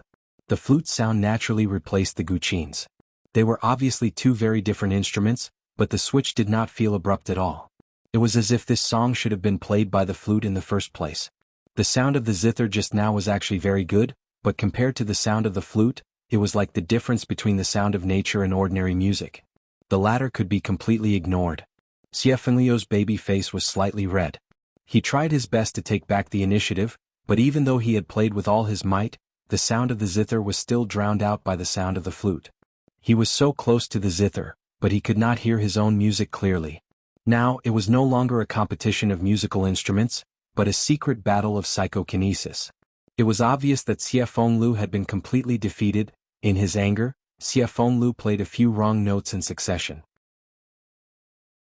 Fortunately, the sound of the zither was suppressed by the sound of the flute. Even if he made a mistake, he wouldn't be able to tell. Because the transition between the two instruments was too natural, Ji Xinyu, who was dancing to the music, did not notice it at all. She only felt that the music made her movements smoother and more natural. Even her heart was swaying along with the music. Unknowingly, she was completely immersed in the dance. It was as if she had put on a pair of red dancing shoes. She could no longer stop, nor did she want to stop. Other than the melodious sound of the flute, the hall was completely silent. Everyone held their breaths, not even daring to breathe too loudly. They were all intoxicated, completely immersed in the flute's dance, and could not bear to wake up. Rong Yuishenlin had already stood up at some point, and while playing the flute he walked around Ji Xinyu. His feet naturally followed the beat and his clothes fluttered. His body movements were in sync with Ji Xinyu's. He was not dancing, but he was more harmonious than any other man dancing with her. Chapter 2853. Ji Xinyu was completely immersed. At this time she forgot the knot in her heart that she had for Rong Yuishenlin, forgot that she had secretly vowed to stay away from him, and also forgot the honor and humiliation that this person had brought to her. She naturally jumped along with his steps, the sword light flashing, but not a single sword light touched the corner of Rong Yuishenlin's clothes. As the two figures staggered, Rong Yuishenlin's fingers stroked her hair. This stroke was also a light one, as light as a feather. Not only did others not notice it, even Ji Xinyu herself did not notice it. She only felt her heart inexplicably jump, and there was a short buzzing sound in her head. He was too close to her. So close that she could smell the faint plum fragrance on his body. Rong Yuishenlin's body turned and suddenly retreated, the sound of the flute in his mouth missed a beat. And Ji Xinyu seemed to have finally reacted, and he could not help but stop in his steps. The sword in his hand was originally slanted to the left, but because of the wrong step, the sword stabbed straight towards Rong Yuishenlin in front of him. Rong Yuishenlin's reaction was a little slow at this time. He could have easily dodged it, but he actually reacted before he remembered to dodge. After all, he was a little late and it was too late for him to dodge. He could only use his fingers to pinch it. He pinched the bright blade of the sword. Ji Xinyu's sword was bestowed by the Purple Cloud sect master. It was a divine sword, and it was said that it was made from the bones of some strange beast. It contained the evil spirit of this strange beast, and not only could it cut through hairs, but it could also break all protective enchantments. Therefore, although Rong Yuishenlin pinched the blade of the sword, the blade also cut his fingers. Fresh blood dripped down, dyeing the bright blade of the sword red. Ji Xinyu's expression changed slightly, and his wrist paused, not daring to move at all. He looked at Rong Yuishenlin's pale face. Perhaps it was because of the injury. Rong Yuishenlin's face was extremely pale. He took a step back and quickly wrapped the sword wound in his palm. He took another step back and tripped on something and his body staggered, almost falling. Ji Xinyu felt guilty and quickly reached out to support him. "I'm sorry, are you okay?" Rong Yuishenlin took another step back and forced a smile. "I'm fine, it's my fault, you don't have to take it to heart." Indeed, he could only blame himself. He had practically bumped into the tip of the sword himself. "Brother Rongyu." An exclamation came from the direction of the door. A small figure rushed in and grabbed Rongyu Tianlan's sleeve. Her pretty face was full of heartache. "You're injured." She then raised her eyes to look at her elder sister, and without thinking she blurted out, "Third elder sister, why are you so careless?" The one who ran in was Ji Tianyue. Ji Shenyu looked at her sister who had suddenly barged in and frowned slightly. Today was the Purple Cloud sect leader's birthday. In order to welcome the guests, the gates of the Purple Cloud sect were open to the public. Therefore, as long as everyone had an invitation, they could enter and leave at will. As for Ji Tianyue, she probably didn't have an invitation, but a few years ago she had followed her sister to the Purple Cloud sect out of curiosity. The little girl was lively and active. She had only stayed in the Purple Cloud sect for 5 or 6 days, but she had already gotten along well with everyone in the Purple Cloud sect. During those days she often went in and out of the Purple Cloud sect. The disciples guarding the gate already knew her and were very familiar with her. The gatekeeping disciple didn't know that Ji Shenyu and her sister already had a grudge against each other, and even treated her as a respected guest. Chapter 28:54. Therefore, after she arrived, she told the disciples guarding the door that she wanted to give her sister a surprise, and the disciples let her in. Along the way, for the same reason, she openly barged in and directly barged into the hall. She happened to see Ji Shenyu dancing and Rongyue Tianlan being the accompaniment and even getting injured. She pulled Rongyue Tianlan's sleeve and wanted to see his injury. She couldn't help but grab his hand. Rongyue Tianlan probably didn't expect her to appear at this time. In addition, his reaction had been half a beat slower, so he only reacted after his hand was grabbed by Ji Tianyue. He frowned slightly and instinctively waved his hand. Ji Tianyue didn't have much kung fu on her, so she was thrown out by his wave. Bam! She fell off the stage and directly hit a table. The dishes and wine on the table were all served and filled to the brim. After being smashed by her, the plates and cups all flew up and clattered. Some of them fell to the ground and some of them clattered onto her body. Fortunately, Rongyue Tianlan just waved his hand subconsciously and didn't use any telekinesis. Although she fell in a sorry state, she didn't suffer any injuries. The little girl jumped down from the table with her head and body covered in soup. Her pair of big eyes looked at Rongyue Tianlan, who had just reacted on the stage. She pursed her lips and burst into tears. Rongyue Tianlan's action just now was an instinctive reaction without thinking. At this moment, seeing Ji Tianyue fall in such a sorry state, he was also stunned. He jumped up and landed beside Ji Tianyue. He endured the pain in his fingers and cast a cleaning spell on her body, wanting to tidy up the little girl again. But after all, he had just used a spell and was injured. Coupled with his unstable state of mind, the cleansing spell was a little messy. He only managed to clean some of the soup and water off her body. The stains were still on her body, and even her hair was still dripping with vegetable soup. Ji Tianyue looked at him anxiously. "Brother Rongyue." She wanted to grab Rongyue Tianlan's sleeve again. However, she had just suffered a loss and was still a little scared. She only tried to pull it. Rongyue Tianlan stepped back and Ji Tianyue grabbed nothing. She was stunned for a moment and the tears that she had just stopped came out again. The veins on Rongyue Tianlan's forehead popped a few times. He secretly took a deep breath and finally calmed down. "Tianyu, why are you here?" Looking at the vegetable soup dripping from her head, he couldn't bear it and was about to cast a second cleansing spell. Casting the cleansing technique required him to form a series of hand seals. His palm was injured, so he couldn't help but touch the wound. He frowned again. "Let me do it." Ji Shenyu finally couldn't stand it anymore. Her sister had made such a big fool of herself and she also lost face. She made a series of hand seals and cast a spell. After a faint flash of light, Ji Tianyue's body finally felt refreshed. Ji Tianyue brushed her hair and shook her skirt to make sure that there was nothing wrong. Only then did the tears on her pretty face stop. She softly said the reason for her visit: "It's elder sister's master's birthday. Imperial father asked Tianyue to come and celebrate the birthday of elder sister's master. Tianyue has been rushing for the past few days, but I didn't expect that I would still be late." Her reason was quite reasonable. Ji Shenyu frowned slightly but didn't say anything else. She glanced at Rongyue Tianlan's hand. Rongyue Tianlan's finger injury was not light, and because it was caused by the divine sword. Chapter 28:55. Rongyue Tianlan's finger injury was not light, and because it was caused by the divine sword, it was not easy for the wound to heal immediately. At this moment, blood had dyed the bandage on her hand. She paused, thinking that her medical skills were average, and Rongyue Tianlan was a divine doctor himself. Such a small injury should be nothing to him, and he did not need her concern. Therefore, she only nodded slightly at Rongyue Tianlan. When she turned her head, she saw Xie Fenglu bleeding from the corner of his mouth. She was shocked and walked over quickly. "Old Nine, are you injured?"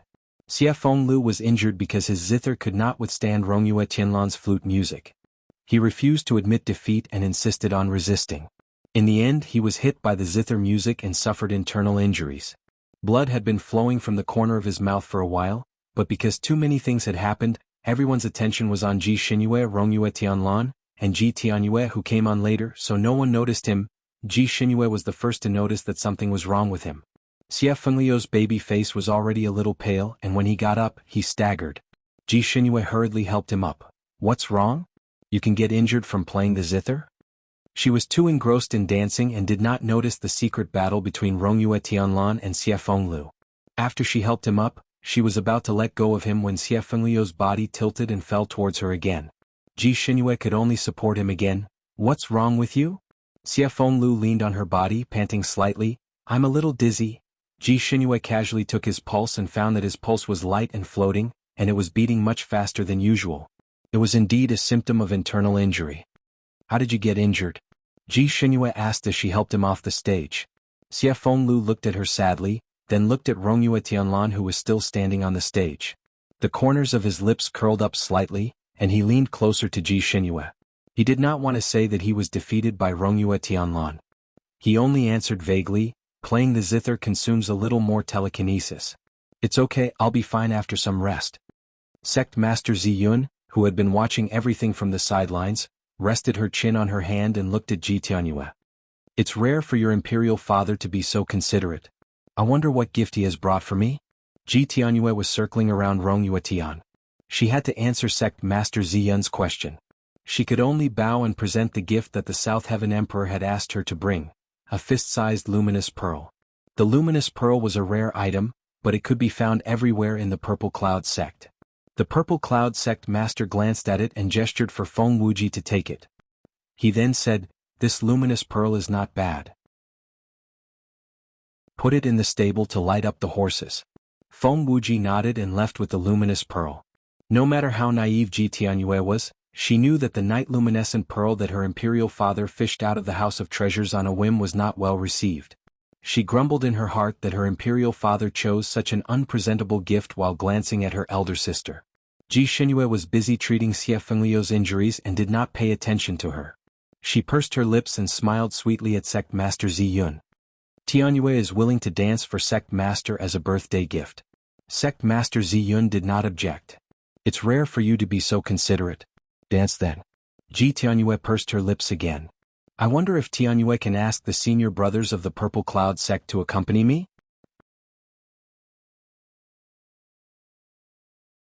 Chapter 2856. Sect Master Ziyun did not object, so he let the music disciples prepare and let Ji Tianyue say the name of the song. But after Ji Tianyue said the name, no one knew the song. Ji Tianyue looked at Rongyue Tianlan eagerly. "Brother Rongyue, you're probably the only one who knows this song, but your hand is injured, so playing the jade flute will be a hindrance. Why don't you say the song and let the musicians here play it?" Not everyone in this world was as smart as Rongyue Tianlan, who could play any song immediately after hearing it once. Even if Rongyue Tianlan wrote out the score directly, those people would have to practice it a few times. Rongyue Tianlan casually glanced at Ji Xinyu, who was beside Xie Fenglu, asking about his well-being. He took out the jade flute and said indifferently, "No need for them, I'll accompany you." Ji Tianyue's eyes lit up and her little face was full of joy. "That's great. Thank you, Brother Rongyue. But your injury?" "It's just a small injury, it's not a problem." Rongyue Tianlan had already calmed down. He glanced at Ji Xinyu who was focused on Xie Fenglu at the moment. She was using telekinesis to heal him so she did not look at him at all. Rongyue Tianlan's lips twitched slightly as if he was smiling, but he did not know if he was smiling at himself or at someone else. He had already sensed that the injury on his hand had damaged his tendons and veins, and even some of the bones in his palm had been cut. At the moment, the pain was unbearable. The sword belonged to Ji Xinyu, so she should know the consequences of injuring someone with this sword. But she chose to ignore it and care about Xie Fenglu, who was far less injured than him. It was as if she did not see that his palms were bleeding non-stop, even though the blood had already stained the gauze. Rongyue Tianlan lowered his eyes slightly. He quickly treated the injury on his hand, applied the corresponding ointment, and hit his own acupuncture points. Finally, he succeeded in stopping the bleeding and then wrapped it up again with bandages. He played the jade flute again. This time it was just a normal play and he did not use any telekinesis. Ji Tianyue danced to the sound of the flute, and the song she danced was the same one she had danced in front of Jun Liuye that year. Her figure was graceful and beautiful. Everyone present was an expert in this field, so they could naturally see the pros and cons. Seeing that Ji Tianyue could perform such a standard dance at such a young age, everyone gave her a warm round of applause. Ji Xinyu's dance was a combination of hardness and gentleness. It had the strength of ice and snow, but also the gentleness of a willow. When the two were combined, it gave off a shocking effect. On the other hand, Ji Tianyue's dance was graceful and feminine. Her waist was like a willow and her arms were like soft silk. She had the soul of a superb dancer. The dance of the two sisters could be said to have their own characteristics, and there was no distinction between them. This was Ji Tianyue's best dance. Every time she danced, she would receive thunderous applause, and this time was no exception. It wasn't until the thunderous applause rang out that Ji Xinyu noticed the commotion over here. She just happened to see her sister's fluttering skirt fall to the ground, and Rongyue Tianlan had just finished playing the last note. She had just put down the jade flute in her hand. Ji Tianyue was in high spirits as she slightly bowed towards the crowd. Her etiquette was thorough and her smile was as sweet as honey. And Rongyue Tianlan's gaze was also looking at her, the corners of his mouth hooked up in his usual smile. Ji Xinyu also smiled. Her little sister was indeed talented in dancing, and it was common for her to win applause. She was also the pride of her imperial father. Every time there was a state banquet or a major festival, the South Heaven Emperor would always let her little sister dance.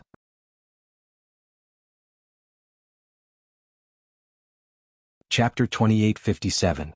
A few years ago, before her cultivation went berserk, she had envied this and secretly practiced this dance. Now that she thought about it, it was just a joke. Why did she have to learn from others?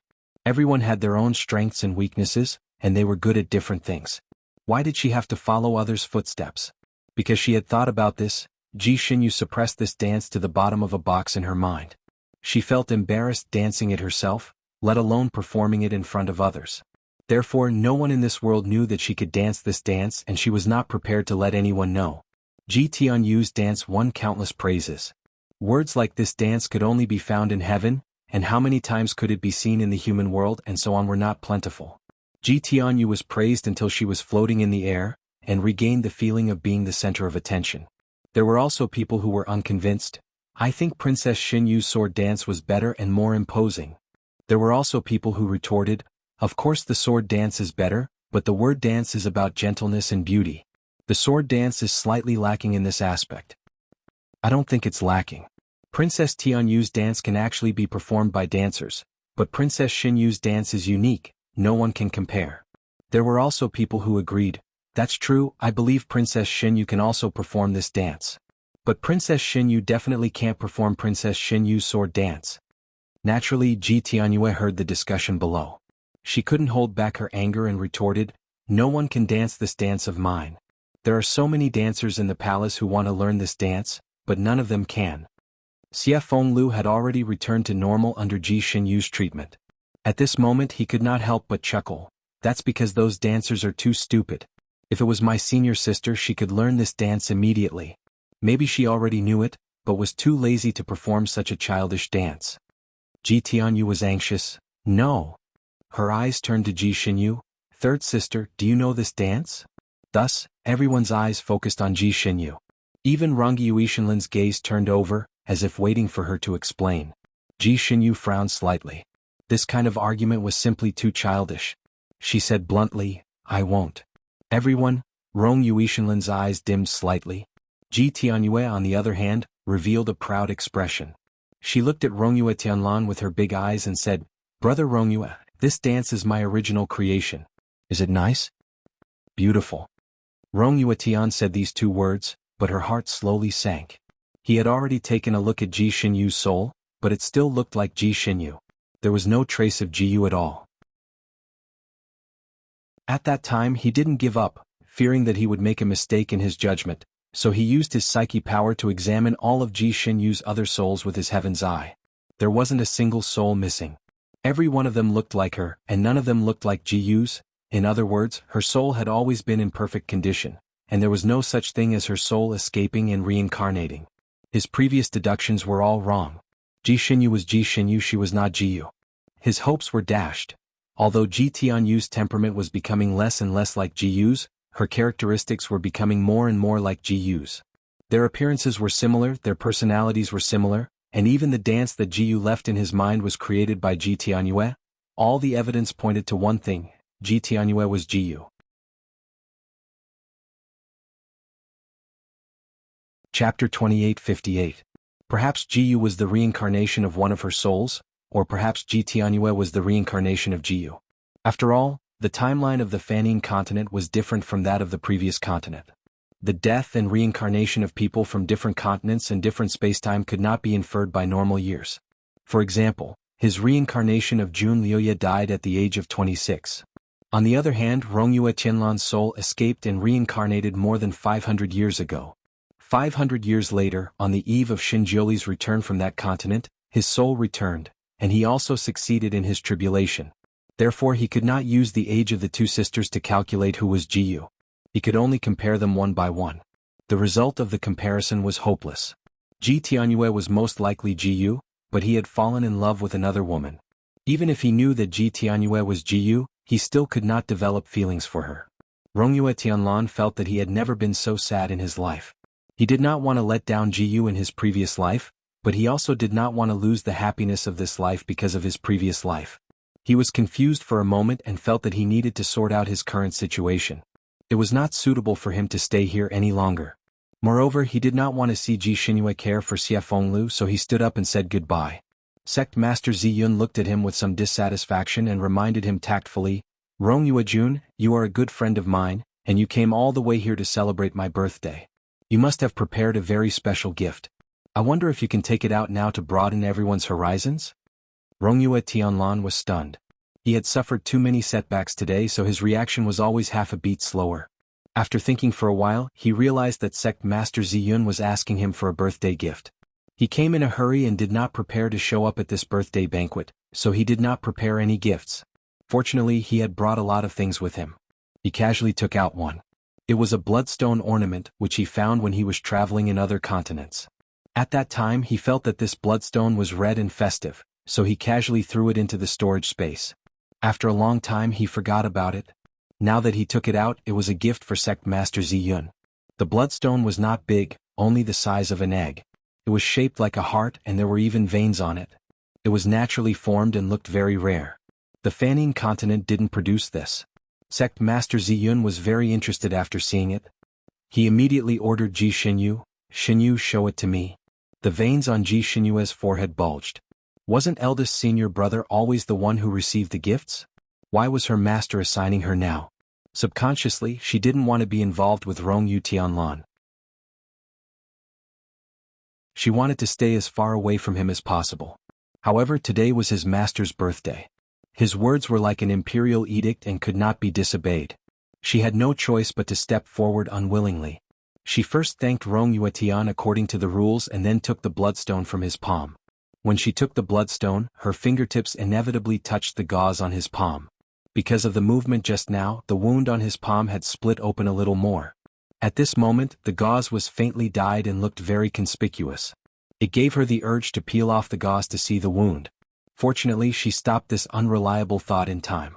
She abruptly moved her eyes away and presented the bloodstone to her master.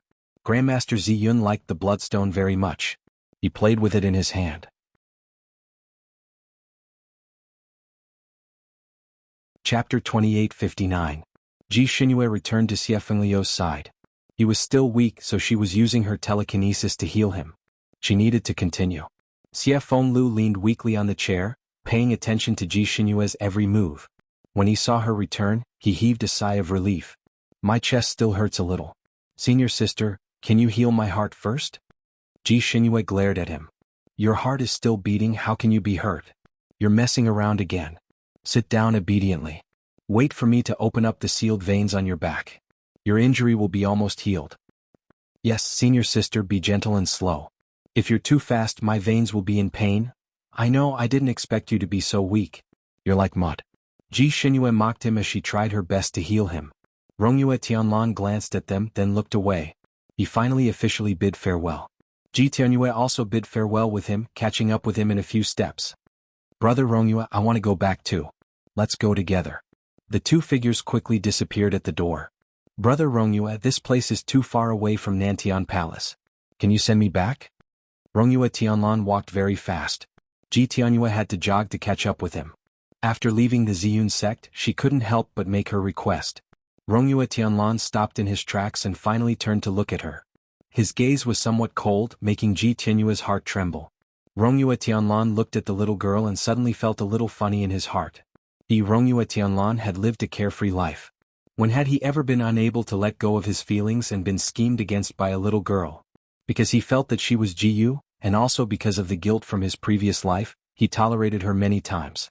He tolerated her little tricks in front of him and tolerated her little habits. But his tolerance didn't mean that he had no bottom line. No matter how much he loved Jiyu in his previous life, he just couldn't fall in love with Ji Tianyue now. He even hated some of her actions more and more. His first feeling when he saw her was a headache. His second feeling was that he wanted to slap her away, forget it. Say that he had a change of heart, say that he was heartless. He couldn't lie to himself anymore. Whether Ji Tianyue was the Jiyu of the past or not, he couldn't live with her. He was now absolutely certain of this. Ji Tianyue was not his type at all. Even if Ji Xinyue did not appear, he would not be able to convince himself to fall in love with Ji Tianyue. Love was a match of the soul and it couldn't be forced. If he forced himself like this, wouldn't he be asking for trouble? He had tried his best but he couldn't. He really couldn't. Even if he desperately forced himself to accept Ji Tianyue, he was afraid that in the future, they would be a resentful couple. For the sake of Jiyu's face, he could protect Ji Tianyue, but he couldn't sacrifice his own feelings. Therefore it was time to sever everything. Even if he were to be despised by the almighty couple in the future, he did not want to force himself like this. He turned to face Ji Tianyue, who was nearly a head shorter than him, with an indifferent expression. Tianyue, I think we should have a good talk. Ji Tianyue's heart jumped inexplicably, but she still looked elated. Tianyue also wants to talk to brother Rongyue. Why don't you send me back and we can talk in the car? Rongyue Tianlan strode forward and said, there's no need. Besides, men and women shouldn't touch each other. It's not suitable for me to be alone with you. If you want to talk to me, then come with me.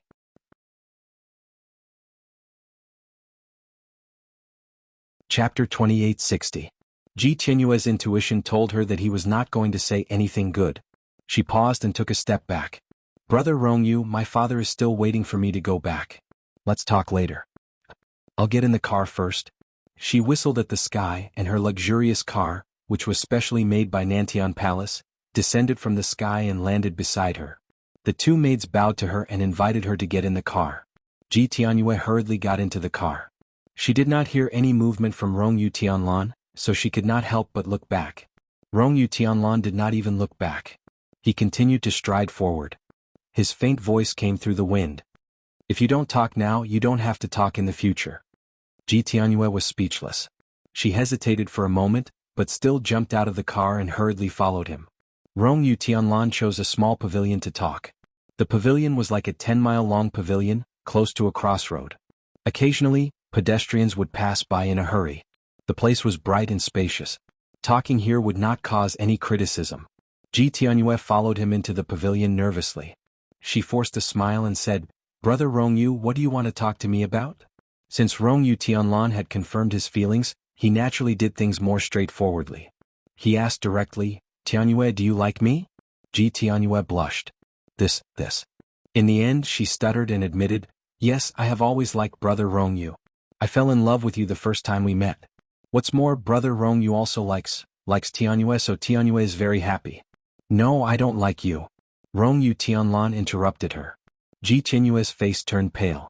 She was about to refute when Rongyu Tianlan continued, I'm sorry to give you such a misunderstanding.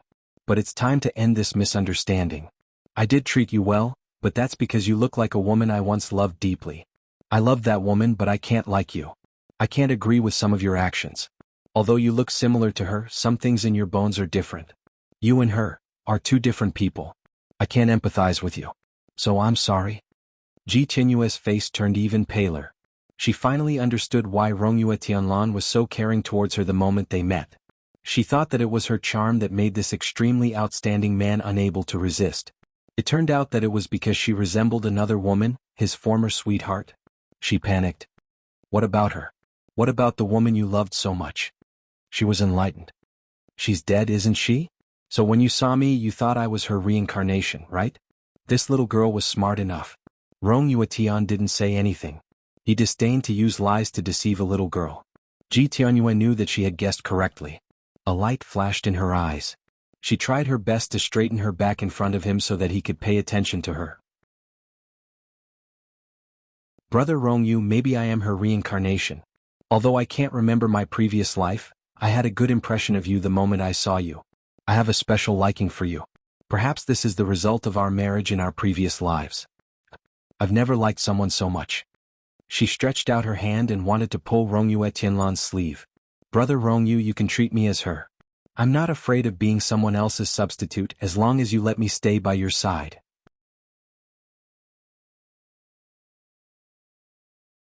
Chapter 2861. Rongyu Yuishinlan took a step back. When he didn't want anyone to touch him, he wouldn't let anyone touch him. His eyes darkened. Jiyu might have been naive back then, but she was also proud. She could love someone without hesitation, but she would never be entangled with someone who didn't love her. If she was willing to be someone else's substitute, could that still be called love? Even if she was willing, he wasn't. He recalled the scene when Jiyu was dying. She hated him before she died and didn't even want him to hug her. If she really had any wishes in her heart at that time, it would probably be to never see him again, to never cross paths with him again in the next life. If she really had the emotions of her previous life in the next life, he reckoned that she would subconsciously hate him and want to stay away from him. Instead of falling in love with him regardless of everything, was Ji Tianyue really Jiyu? Looking at it now, except for the appearance and the naive and arrogant temperament, where else did they resemble each other? Forget it, it didn't matter whether she was Jiyu or not. Whether she was Jiyu or not, he wouldn't love her. As long as he knew this, it was enough. Rongyu Yuishinlan didn't want to be entangled with her anymore, so he said lightly, "No need to say any more. No matter how much you say, I won't like you or even hate you." The last sentence was very hurtful. Ji Tianyue's face turned pale, but she still didn't give up. Brother Rongyu Yuishinlan, if you did something wrong because of me, I can change. For you, I can change anything. Could something in her bones be changed? For example, selfishness and coldness. Rongyu Tianlan's sleeves shook, and a golden talisman appeared in his palm. After all, I've caused you to have some misunderstandings. In order to compensate, I'll give you this talisman. You can use it at the most dangerous time. At that time I'll protect you once. But that was only once. If you use it, then the debt between us will be completely settled. You're on your own now. With a flick of his fingertips, the golden talisman landed in Ji Tianyue's hand. Ji Tianyue passively caught it. When she looked up again, the gazebo was already empty, and Rongyu Yuishinlan was nowhere to be found. Ji Tianyue did not expect that this would be the consequence of following them. After being stunned for a while, she burst into tears. She could no longer hold it in and shouted, "I don't want this kind of compensation. I only want you. I've already given up my reputation, but you don't want me anymore." Why? Her cries were very loud. When passers-by passed by, they trembled in fear when they heard her cries and screams. Such a beautiful little girl was actually crying and scolding like a shrew. It was too challenging to their worldview. Who was this? Who was this shrewish little girl? She was dressed very elegantly, so how could she throw a tantrum without caring about her image? She seemed to be crying because she wanted to stick to a man. Gradually, the pedestrians on the road gathered from afar and looked at her as if they were looking at a western scenery. They were all guessing her identity and background. This was probably the first time Ji Tianyue had suffered such a blow in her life. She was already a little hysterical. All she wanted to do was to vent out the grievances and injustice in her heart. She did not even realize that there were people watching. "Brother Rongyu, how can you be so cruel?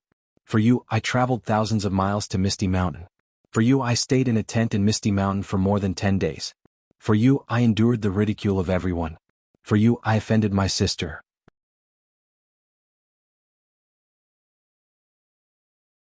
Chapter 2862. For you, I don't want any face. The whole continent knows that I like you, but you don't want me anymore. Or even, how can this be? You should be mine. She was crying loudly here. Her maids had already run over and wanted to persuade her to go back to the carriage, so as not to lose the princess's decorum. But Ji Tianyu had nowhere to vent her anger. The maid's persuasion only added fuel to the fire. In her anger, she pulled out her sword and slashed at the two maids. Scram! Scram! Don't care about me. You're not good people. Fortunately, in order to protect her, the South Sky Emperor sent her maids with good martial arts, so they wouldn't be killed by her sword. The little princess was angry. The two maids didn't dare to do anything to her and could only dodge again and again. Ji Tianyu saw that the two lowly maids didn't dare to stand there obediently and let her slash, and became even angrier. So you're also fake to me. If the monarch wants the subjects to die, the subjects have to die. Now that I want you to die, you still dare to dodge. Rebel. Really rebel. You're dodging now, right? When I go back, I'll let my father kill your 9 generations. Her sword danced like snowflakes as if she wanted to kill the two maids under her sword. And her last sentence also had an effect. The two maids' faces changed greatly. They were only children of a poor family. They were forced to enter the palace to be maids. Their parents and relatives were the only warmth in their hearts. If their 9 generations were killed, the two maids didn't dare to dodge. They gritted their teeth and faced the flashing sword light. People cherished their lives. Even maids were no exception. For their families, they didn't dare to dodge and could only use their arms to block. Puff. Puff. Puff. A few sounds were heard. The two maids' arms were each hit several times. Ji Tianyu used a lot of strength and the sword in her hand was sharp. She actually managed to cut off half of the maid's arm. The other maid wasn't any better. A large piece of flesh was cut off from her arm, and the bones in her arm were also pierced through, blood splattered. The two maids each let out a miserable cry and staggered back a few steps. The onlookers were angry. At first, they thought that it was fine for a spoiled princess to throw a tantrum. They were happy to see a joke. However, when they saw that the two maids were seriously injured and that the princess had no intention of stopping, some people could not stand it anymore. Pa! A small stone flew out of nowhere and struck Ji Tianyue's wrist. Ji Tianyue felt a sharp pain in her wrist. She could no longer hold the sword in her hand and it fell to the ground with a clang. Oh! Which bastard dares to attack me? Are you tired of living? Ji Tianyue's eyes were bloodshot as she looked at the people around her. At this moment, she no longer had the dignity of a princess. Instead, she looked more like a blood-stained demon. There were more than a dozen onlookers, young and old, men and women, but they really didn't know who threw the stone. However, everyone looked at her with anger and disdain. These people were dressed very plainly. They should be the villagers of the nearby mountains, and there were no nobles of special status. A group of lowly commoners dared to attack a noble princess. Ji Tianyue almost grew up in the palace. In the palace she could get whatever she wanted. No one had ever disobeyed her. Now she encountered people who challenged her dignity as a princess one after another. Not only was she abandoned by the person she loved, she was also ridiculed by a group of lowly commoners.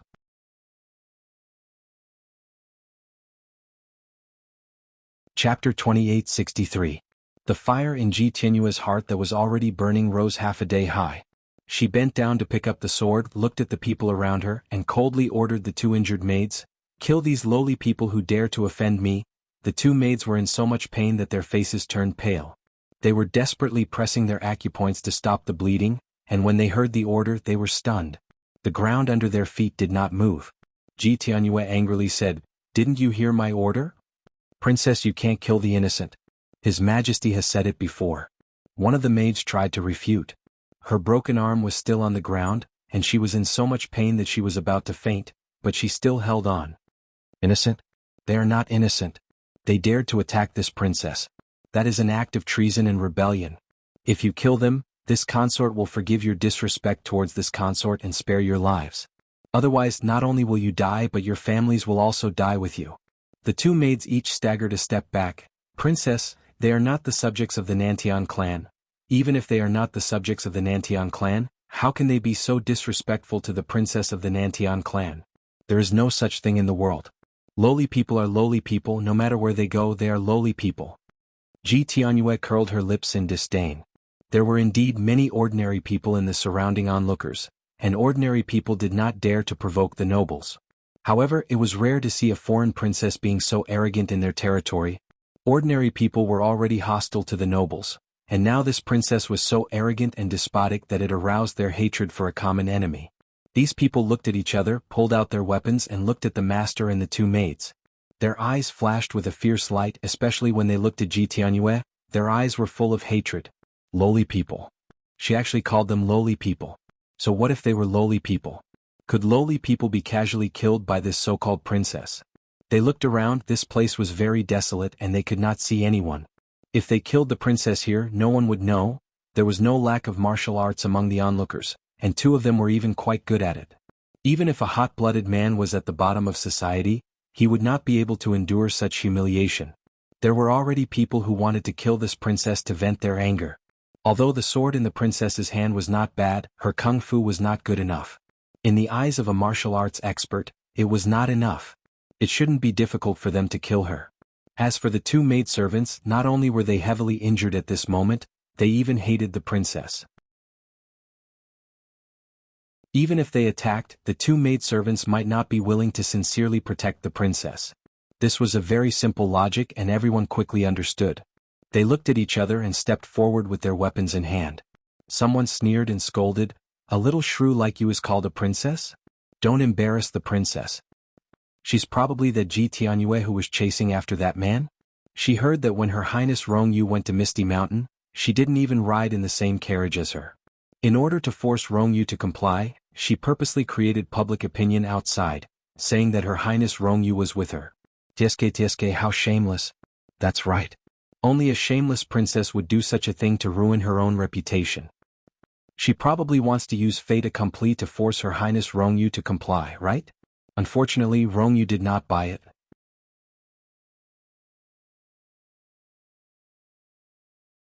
Chapter 2864. She probably wants to use fait accompli to force Her Highness Rongyu to submit? Unfortunately, she didn't fall for it at all. Now she's saying that she abandoned her after seducing her. Did she seduce her? Seduce her my ass. Everything is just her own wishful thinking.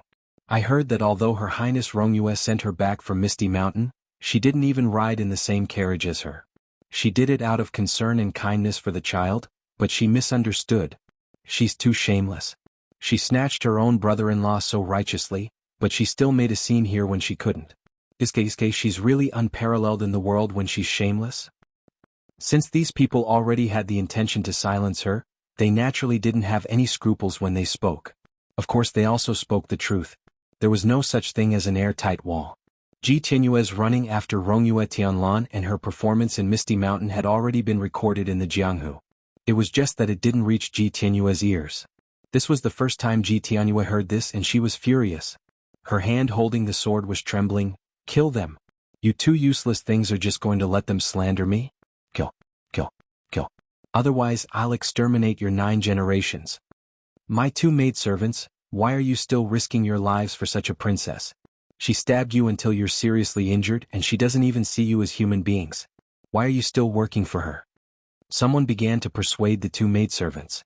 "You're already crippled, even if you go back she won't want you anymore. If she's slightly dissatisfied, she'll say that she'll exterminate your 9 generations. How many of your 9 generations can be exterminated by her? It's better to go all out and kill her now, so that she can't bully you anymore." Those people didn't want to make more enemies, so they tried their best to pull the two maidservants into their camp. The two maidservants were seriously injured, and what they needed most was treatment, but they were pushed into a dilemma. These onlookers had helped them just now and they were very grateful. So they didn't want to attack these people. However, they could not listen to these people and turn against them. It wasn't that they were blindly loyal to the princess, but that the South Heaven Emperor had placed the princess's safety in their hands. If they couldn't protect her and let her be killed here, then what awaited them when they returned was a cruel death.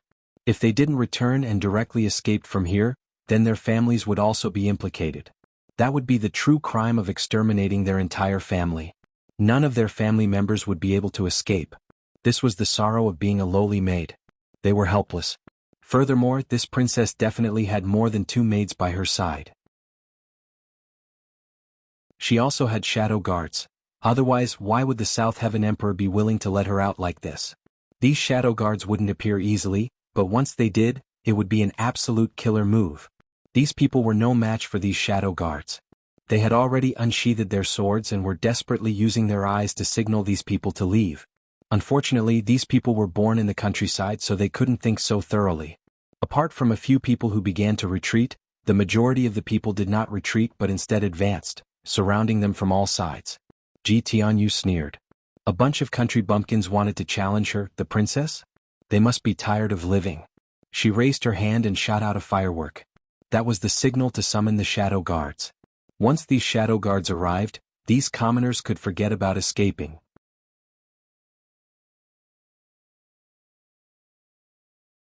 Chapter 2865. One of the maids was quite chivalrous. In a hurry, she flew up and used her sleeves to extinguish the firework that had yet to rise into the air. She shouted, "You guys run. You'll be finished when the shadow guards arrive." Everyone was stunned. Only then did they understand. They shouted and scattered in all directions. Ji Tianyu was furious. Her people were actually siding with outsiders. She raised her hand and released 3 or 4 more fireworks. At the same time she held her sword and charged towards the maid. "I'll kill you, you bitch." The maid couldn't stop her in time and could only watch as the 3 or 4 fireworks rose into the sky. A moment later, 8 shadow guards in black appeared out of thin air. Ji Tianyu gave an order and the 8 shadow guards immediately chased after the fleeing people. These shadow guards were all well trained and were the elites of the Nantian clan. It was not difficult to deal with these commoners who knew some martial arts. Ji Tianyu only gave them one order: kill. Kill all of them without leaving a single one alive. Because they had offended the dignity of a princess. There was no right or wrong in the eyes of the shadow guards, only the master's orders. Therefore these people's butchers' knives were directed towards the commoners.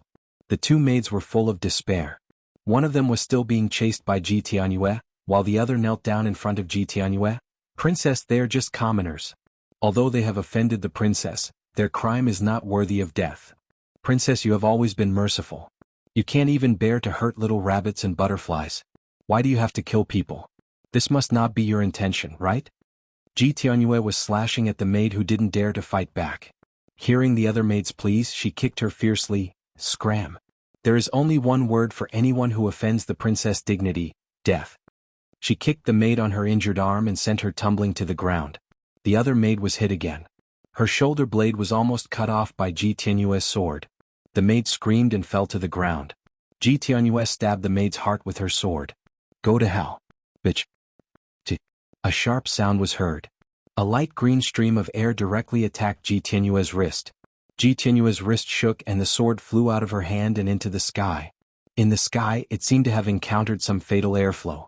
In the blink of an eye, it turned into pieces and fell to the ground. Ji Tianyu's wrist hurt like a knife. She jumped up. Who dares to attack the princess?" "It's me." A cold voice came from the sky. The voice was clear and cold, but it spread to every corner of the wilderness. Everyone stopped. The maid who had just escaped death was stunned for a moment before she jumped up. "Third princess."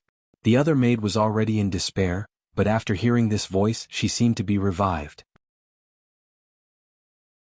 She said in a trembling voice, "Third princess, it's the third princess." Although the shadow guards who were chasing after the commoners were under Ji Tianyu's command, they were only protecting her under the emperor's orders. They had to obey any princess or prince of the royal family. Therefore Ji Xinyu's words were very shocking. Those shadow guards immediately kept their weapons and stood in place. As for the commoners, they had heard of the reputation of the third princess and knew that she was chivalrous. Their hearts moved and they stopped running. Ji Tianyu appeared very quickly. Just as her voice fell, she also appeared out of thin air and landed in front of Ji Tianyu.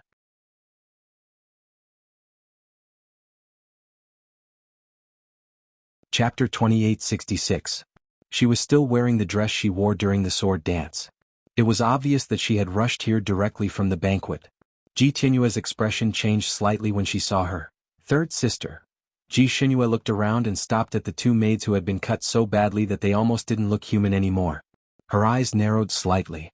Her gaze was as cold as ice and fell directly on Ji Tianyu. "Ji Tianyu, what's going on?" Although there was already hostility between the 2 sisters, this was the first time Ji Xinyue looked at her with such a cold gaze. Ji Tianyu instinctively shrank back and blinked her eyes, tears already coming out. "Third sister, you hurt me?" Originally, when she cried, her third sister would comfort her and even hug her. But now Ji Xinyu's gaze was as cold as ice. She was not moved at all. "Explain?" Her little sister would usually be sad for a long time even when a rabbit was hurt and would ask the imperial doctor to treat it. But now she had hurt two maids like this. What was the reason? The two maids were almost covered in blood and trembled on the ground. Third princess, save us. Third princess, please ask Princess Tianyue not to hurt our family. No matter what, it's our fault, it has nothing to do with our family. The maid who had lost an arm and was being chased by Ji Tianyue knelt on the ground, her other hand still holding a sword. Third princess, although we have disobeyed the little princess's orders, we had no choice. We definitely did not want to rebel. This servant is willing to die as an apology, but please don't harm my family. She turned her hand and slashed the sword at her own neck. Ji Xinyue was extremely fast. With a flick of her finger, the sword in the maid's hand flew out. Tell me the truth. Tell me the truth first. Ji Xinyue's voice was cold. She had rushed here in a hurry and was still confused about the details. Naturally, she wanted to find out the truth first before making a decision. The two maids were heavily injured, but they could still hold on. Ji Xinyue waved her sleeve and brushed it over their bodies. With this wave, she had already used a spell to stop their bleeding, so their lives were not in danger for now. Her wave even had an anesthetic effect, reducing the pain on the two maids by half. Third sister, it's them who are treacherous. They actually sided with these bandits and wanted to rebel against me. Ji Tianyue was the first to cry out. Tears fell down her cheeks as she felt extremely wronged. Ji Xinyue was already immune to her tears, and directly looked at the two maids. Do you have anything to say? The two maids prostrated themselves on the ground. They were mid-level maids in the palace and were not well informed, but they still knew that Ji Xinyue had always doted on her little sister. If the little princess was occasionally bullied, the third princess would definitely help her little sister get back at her. Now, would she uphold justice for these lowly people? For a moment, neither of the two maids dared to speak. Ji Tianyue said coldly from the side, "You'd better not talk nonsense. Otherwise, even if this princess has a good temper, I won't forgive you." The two maids trembled even more, not daring to open their mouths. Ji Tianyue's threat might have felt flawless, but in Ji Xinyue's eyes, it was child's play. She sneered, "You two only need to speak the truth. Remember, this palace master only wants to hear the truth. Don't even think about it." Third sister, they will talk nonsense. They haven't even said anything yet, how can you say that they are talking nonsense? Ji Tianyue, are you feeling guilty? Ji Xinyue's words were sharp.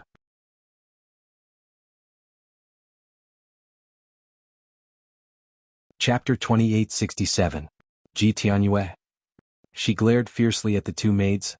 "I don't believe you dare to spout nonsense."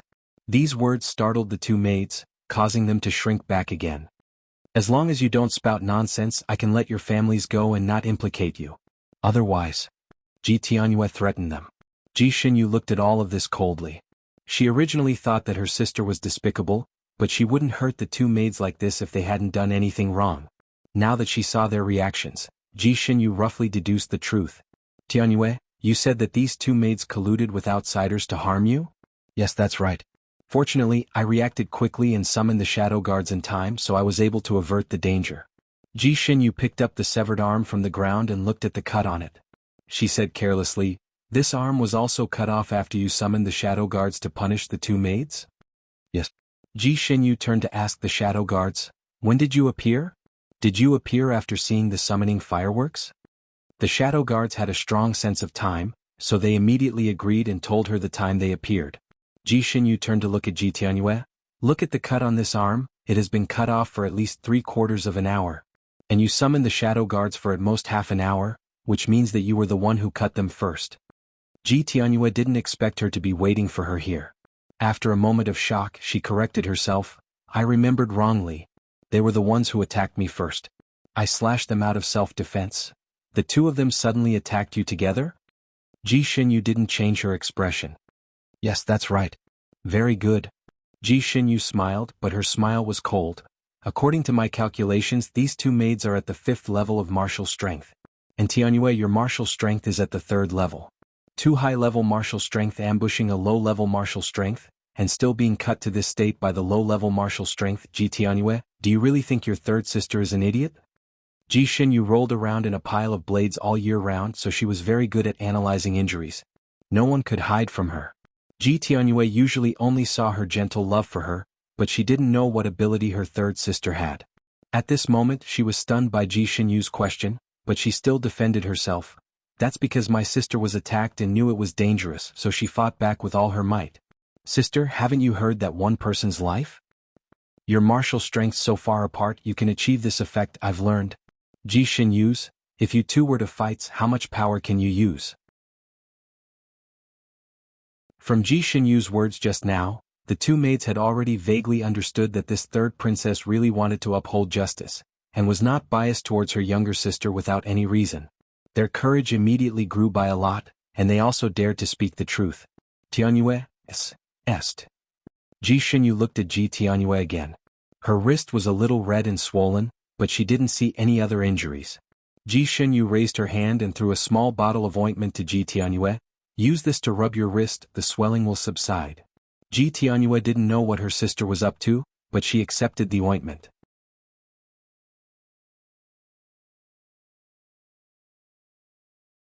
Chapter 2868. Ji Tianyue didn't know what her sister was up to. She took the ointment and tentatively touched her wrist. It was cool and comfortable and also stopped the pain. She immediately smoothed out the red and swollen areas on her wrist. Ji Shinyu's ointment had a miraculous effect on this kind of injury. Ji Tianyue's wrist quickly became less swollen. Ji Shinyu casually took out a sword and handed it to her. Use this to protect yourself. Ji Tianyue was overjoyed. She thought that Ji Shinyu finally believed her and immediately took it. Ji Shinyu crossed her arms. Let me see 2 sword flowers. Ji Tianyue wanted to show off her skills. She really did use the sword to make 3 or 4 sword flowers. The sword flowers were scattered, and they looked quite good and had a lot of strength. Looks like Tianyue's wrist has recovered. Looking at your sword flowers, you should be able to use 70 to 80% of your power. Ji Tianyue nodded, should be about right. Ji Shinyu took a step back, that's good. She turned to look at the two maids. Since Tianyue said that you were the ones who ambushed her, then you must have used all your strength. Now you can attack her again. Let me see if she will be cut to this state. She then looked at the pale Ji Tianyue. At that time they were not injured and yet you were able to cut them to this state. Now they can't even use 30 to 40% of their power. If they fight you again they will only be at a disadvantage. Don't you think so? Ji Tianyue. She didn't think that her sister would dig such a trap for her to jump into. She was stunned for a moment, then refuted, Sister, you know that I'm timid. I don't even dare to kill a chicken. If I wasn't forced I wouldn't have cut them to this state. Now I'm regretting it. I can't cut them anymore. I don't want to fight them again. Even if you don't want it, you still have to. Ji Shinyu didn't have any room for negotiation. They will use all their strength. If you don't use all your strength you will be killed by them. She then instructed the two maids, now you don't need to ambush them. Just fight openly. You only need to use all your strength. Only then can we truly restore the truth. The eyes of the two maids lit up slightly, but they still had some misgivings. If we hurt the little princess, will our families be exterminated? This was what they were most concerned about. Ji Shinyu only replied with 2 words, no. The eyes of the two maids immediately lit up. 2 pairs of eyes looked at Ji Tianyue. They had suffered a lot in front of Ji Tianyue. Every day they would be beaten and scolded. Now that they had been crippled by her, the hatred in their hearts had long since filled their chests. It was only for the sake of the safety of their families that they had been holding back. Now that there was such an opportunity, they would really be fools if they were to be timid. Ji Tianyue shuddered. No. I don't want to. 2 maids covered in blood had already rushed over with their bare hands. Although the 2 maids only had 30 to 40% of their martial arts left, their skills were much higher than Ji Tianyu's. Coupled with their rich experience in fighting enemies, how could the weak Ji Tianyu be their opponent? In just 3 moves Ji Tianyue was sent flying twice. This was also because the 2 maids didn't have any swords in their hands, and Ji Tianyue had the advantage of carrying a sword. If the 2 maids also had swords in their hands, Ji Tianyue's body would probably have a few more holes.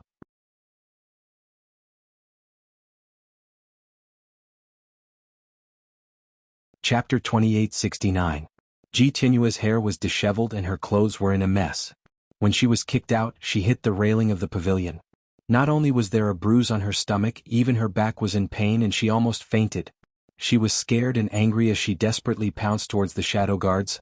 Why aren't you protecting me? While the shadow guards were stunned, Ji Shinyu's voice rang out, they are just simulating the scene. You don't have to do anything if the shadow guards are not involved. If anything happens, I'll take responsibility. Since the third princess had said so, the shadow guards were happy to not bother about this matter. When they saw Ji Tianyue pouncing over, they all dodged. As for the commoners who were once chased, when they saw the princess being beaten, they all felt elated and started to gather from afar. Since they had already made their move, the two maids also threw caution to the wind. Being crippled like this, they had no intention of living. As long as their family members were not harmed, they would naturally take revenge. It didn't matter if they didn't have a sword or a weapon, they still had hands and legs. Palm shadows filled the sky as they moved around Ji Tianyue like they were flying. Ji Tianyue didn't receive any help and she was completely panicking. Like a little lunatic, she waved her sword wildly. Although the sound of her slashing was like the wind, she couldn't even touch a corner of the two maids' clothes. Pfft. She was hit in the chest again and she saw stars. Before she could react, she was kicked in the waist again and her body flew out again. This time she flew out at the wrong angle and her head directly hit a huge rock. She hurriedly raised her arm, wanting to use her sword to block the momentum. However, the force of her collision was too great. The sword did hit the rock, but after piercing halfway, the sword broke with a cracking sound. Instead, her face slammed into the sword's edge. If this hit, Ji Tianyue's head would be cut in half. Ji Tianyue almost fainted from fright. She screamed, "Help!" and closed her eyes. A red rope flew over in time and wrapped around her waist. With a swing, Ji Tianyue fell to the ground with her head and legs upside down, finally avoiding the disaster of being cut in half. It was her first time experiencing this kind of life and death situation and her eyes were wide open. He stood there in a daze, unable to react for a moment. Those shadow guards also secretly heaved a sigh of relief. Although the third princess said that she would take responsibility for this matter, if the little princess was really killed here, they would still be punished when they returned. Therefore, it was a good thing that the little princess was saved. Ji Xinyu retracted the red rope around her wrist and looked at her coldly. "Aren't you able to risk your life in a life-and-death situation? Would they be able to defeat them? Why not now?" They didn't even have weapons, yet they still suffered such heavy injuries. "Where are your skills?" Ji Tianyue burst into tears. This time she was crying for real without the slightest bit of water. However, she had been beaten up after all, so she couldn't cry out even if she wanted to. This was because if she exerted any force, her stomach would hurt so much that she would cry and suck in a breath of cold air. Coupled with her disheveled hair and swollen face, she looked particularly comical. The two maids were actually eager to give it a try. In any case, they had already beaten up the princess. Even if it was a capital offense, they had already committed it. He wished he could kick this princess a few more times and slap her a few more times. However, it was obvious that the princess wasn't going to fight anymore, so they naturally couldn't take the initiative to charge forward.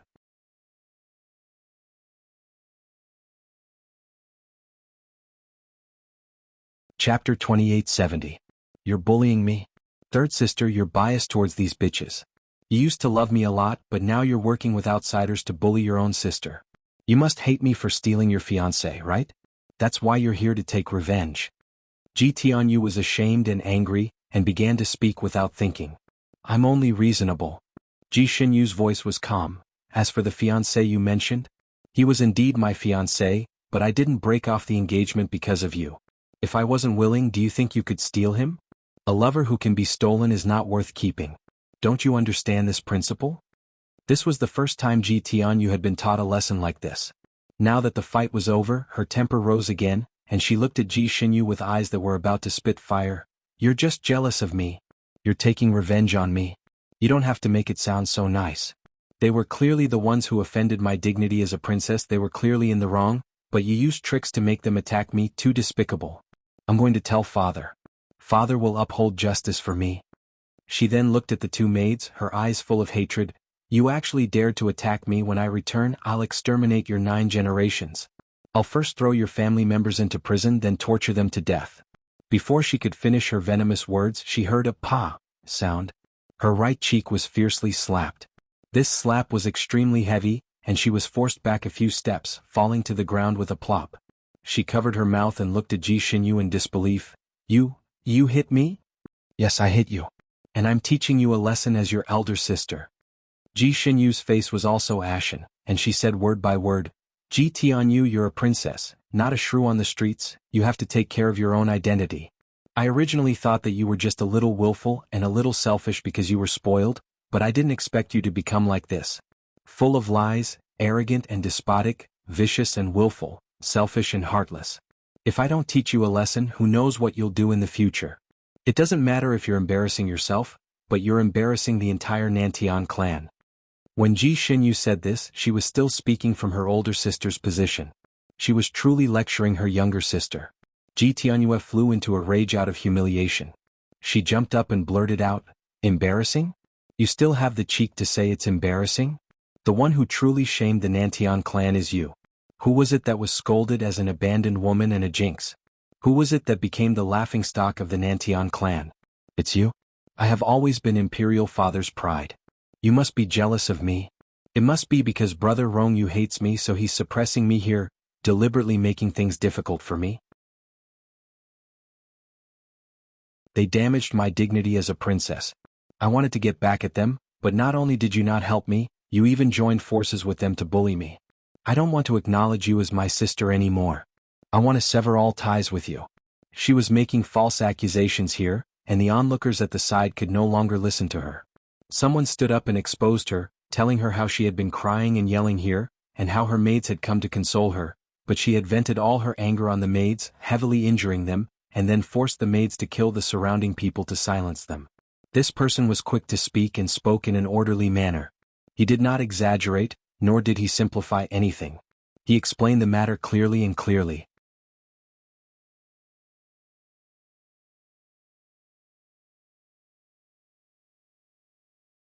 Chapter 2871. Ji Xinyu looked at Ji Tianyu as if she was looking at a real stranger. "What do you have to say now?" Ji Tianyu refused to admit it. "He's talking nonsense." Ji Xinyu said angrily, "You still dare to quibble? I've already checked the wounds on their bodies. I can tell the direction of your sword from the depth of the cut. They were clearly the ones who were passively cut by you. They didn't even fight back. If they really wanted to sneak attack you, do you think you would still be alive now?" Ji Tianyu, Ji Xinyu glanced at her, cut off a piece of cloth and threw it in front of her. "I also don't have a sister like you. From today onwards, you and I have nothing to do with each other. Let's sever our sisterhood." Ji Tianyu was stunned. She stood in place. You can't." Not only was she abandoned by Rongyu Tianlan, now she was also abandoned by her own sister. What did she do? Why did they all treat her like this? Bullying her because she was young? They were all bullying children. Ji Xinyu didn't even look at her and directly said to the two maids, "If you don't mind, you can follow me. I will arrange a place for you." The two maids originally thought they were going to die, but hearing her words they were overjoyed, but they still cared about their families. "It is our blessing that third princess is willing to take us in, but our families are still in the capital. We are afraid that little princess will take revenge." Ji Xinyu had already thought of this. "I will write a letter to father, explaining everything clearly. Father is a wise ruler. He will not take his anger out on your families. If you are willing, after you have settled down, you can bring your families here to live together." The two maids fell to their knees and kowtowed to Ji Xinyu. "Thank you, third princess. From now on we will follow third princess, go through fire and water, sacrifice our lives, we will not refuse." These two maids were also stubborn. They didn't shed a single tear when they were cut to this extent, but now they were so excited that tears filled their eyes. "I didn't take you in to ask you to repay me. Let's talk about it after you've recovered." Ji Xinyu took out some of the best medicine for wounds and handed it to each of them. This kind of golden sword medicine was the best in the Southern Sky Clan. Usually only high officials, nobles, and some of the upper echelons of the sect could obtain it. These maids were rarely seen. Now, as they held the medicine in their hands, they couldn't help but cry. The surrounding commoners looked at Ji Xinyu with admiration in their eyes. They all applauded and cheered for her actions. This was the demeanor of a princess. Not to mention a princess, even a prince might not have such a demeanor. It was a pity that she was a woman. If she were a man, she would definitely be conferred the title of crown prince and become an emperor in the future. Ji Tianyue stood in place. Her face, stomach, and body were in pain. She wished she could roll on the bed and let people take care of her. She wanted all the imperial physicians to surround her. But now she was like a piece of trash that no one cared about. No one even looked at her. Even those shadow guards acted as though they didn't see her. They only needed to ensure that she was alive. As for whether her heart was hurt or not, it was not within their scope of responsibility. Ji Xinyu quickly finished writing the letter and handed it to the leader of the shadow guards, asking him to present it to the Southern Sky Emperor. The leader of the shadow guards naturally agreed and put the letter away. Then Ji Xinyu left with the two maids, not looking at Ji Tianyue again.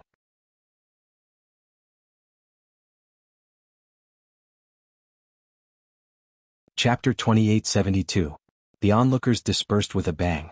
Ji Tianyue stood alone in the same spot, feeling a sense of loneliness as if she had been abandoned by the world.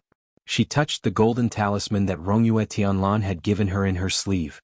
When she was being beaten up just now, she wanted to activate the talisman several times, but when she thought that once she activated it, Rongyue Tianlan would really go their separate ways after saving her again, she resisted the urge. She had to use such an important thing when she needed it the most. She wouldn't use it whenever she encountered a little difficulty. She climbed onto the carriage with great difficulty and got into the carriage. Two shadow guards came up to drive the carriage for her, while the other shadow guards hid themselves and followed. Happy face carrot, after the prosperity comes loneliness. Now that my birthday has passed, you all have worked hard so you can all go home. We will gather again next year. The next morning, Grandmaster Ziyun gathered all the disciples in his room and instructed. Every year after their master's birthday, there would be a reflection and conclusion, and all the disciples were used to it. Grandmaster Ziyun's 9 disciples had all finished their apprenticeship. Other than eldest senior brother Feng Wuji who stayed by their master's side all year round, the other disciples all had their own family businesses, and some even had grand disciples. Only on Grandmaster Ziyun's birthday could all the disciples gather together. Actually, everyone understood that the reason why their master was so busy with his birthday was to find an opportunity for everyone to really gather and bond. After so many years of contact, everyone's feelings were generally very deep, and every time they broke up, there would be a period of melancholy. Ji Xinyu was also a little melancholy. Everyone else had a home to return to, but she was always floating outside. Other than her mother, all her relatives were not like family. Xinyu?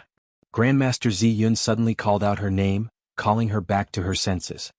Your birthday banquet this time was excellent, it was unique. Master is very satisfied. Master has decided that next year's birthday banquet will be yours too. Ji Xinyu was speechless. She had already racked her brains for a birthday banquet, wouldn't another one take her life? She was not the kind of person who was full of tricks. She couldn't help but look towards eldest senior brother, hoping that the omnipotent eldest senior brother would save her. The almighty eldest senior brother gave her a look of relief, and Ji Xinyu's pretty face fell. She raised her head to look at her master again. Her master supported his chin with one hand and looked at her expectantly. As if he could see her dilemma, her master suggested, "You can find a senior or junior brother to be your assistant." Was her master asking her to drag someone down with her? That's great. Eldest senior brother had always been in charge of the birthday banquet. He was the most experienced. Since he needed a deputy, he naturally had to look for eldest senior brother. When the time came, she would just have to put the burden on eldest senior brother's shoulders. Ji Xinyu immediately said, "All right then, I'll invite Big." Before she could finish her sentence, a person took a step forward and cut her off. "Master, disciple is willing to be senior sister's assistant. I guarantee that master's birthday banquet next year will be done properly." The one who spoke was Xie Fenglu, Ji Xinyu's 9th junior brother. Ji Xinyu's words were stuck in her throat, unable to continue. Grandmaster Ziyun looked at his little disciple with a smile that was not a smile. "That will depend on whether your senior sister is willing or not. Master said that she can choose her own assistant." Xie Fenglu immediately looked at Ji Xinyu. "Senior sister, you will agree, right?" "Senior sister, I am the best assistant. If senior sister wants me to go east, I will definitely not go west. If senior sister wants me to beat a dog, I will definitely not scold a chicken. If senior sister has something to tell me, I will definitely complete it 200% of the time. I can even give senior sister some ideas or something."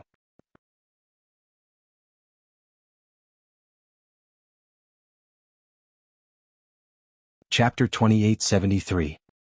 He looked at her eagerly, his watery eyes full of sincerity. The veins on Ji Xinyu's forehead bulged, but she couldn't bear to hurt his little heart. She naturally couldn't say no, so she nodded in agreement. Xie Fenglio's eyes immediately lit up, and he stood side by side with Ji Xinyu. "Senior sister, we still have a year, we can discuss it slowly." In other words, he could be tied to Ji Xinyu for a year. The veins on Ji Xinyu's forehead bulged again. She was used to being a lone wolf, and was the type of person who ate her fill and didn't have to worry about the whole family. Now, it was as if she had a large burden by her side, and one that was especially noisy. she intuitively felt that her future days would probably be very peaceful. Sect Master Ziyun smiled and agreed.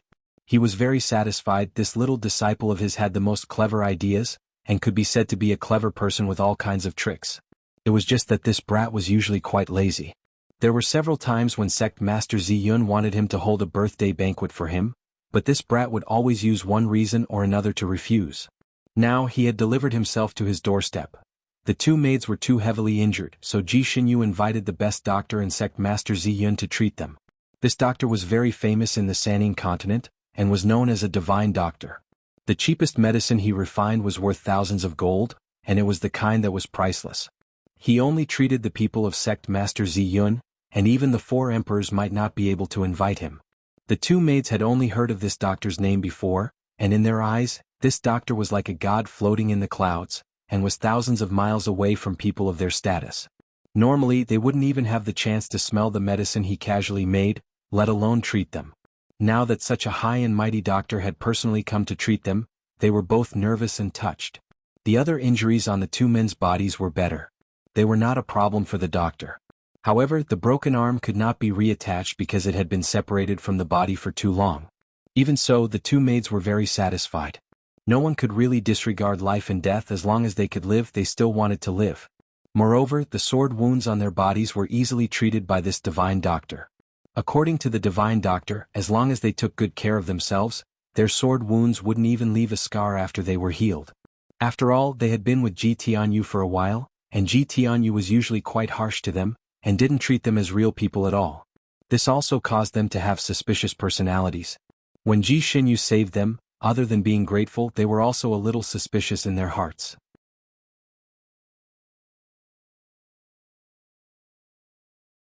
They suspected that this third princess saved them because she wanted to get some information from their mouths, and that she had a purpose.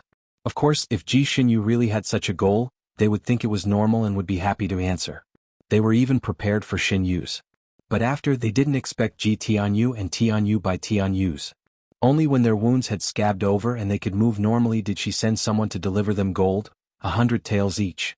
It was enough for them to live comfortably for the rest of their lives, and they didn't have to be maids anymore, and they didn't have to live a life of bloodshed. They had even received letters from their own families, telling them that they had been arranged to live in a place with beautiful scenery and tranquil waters.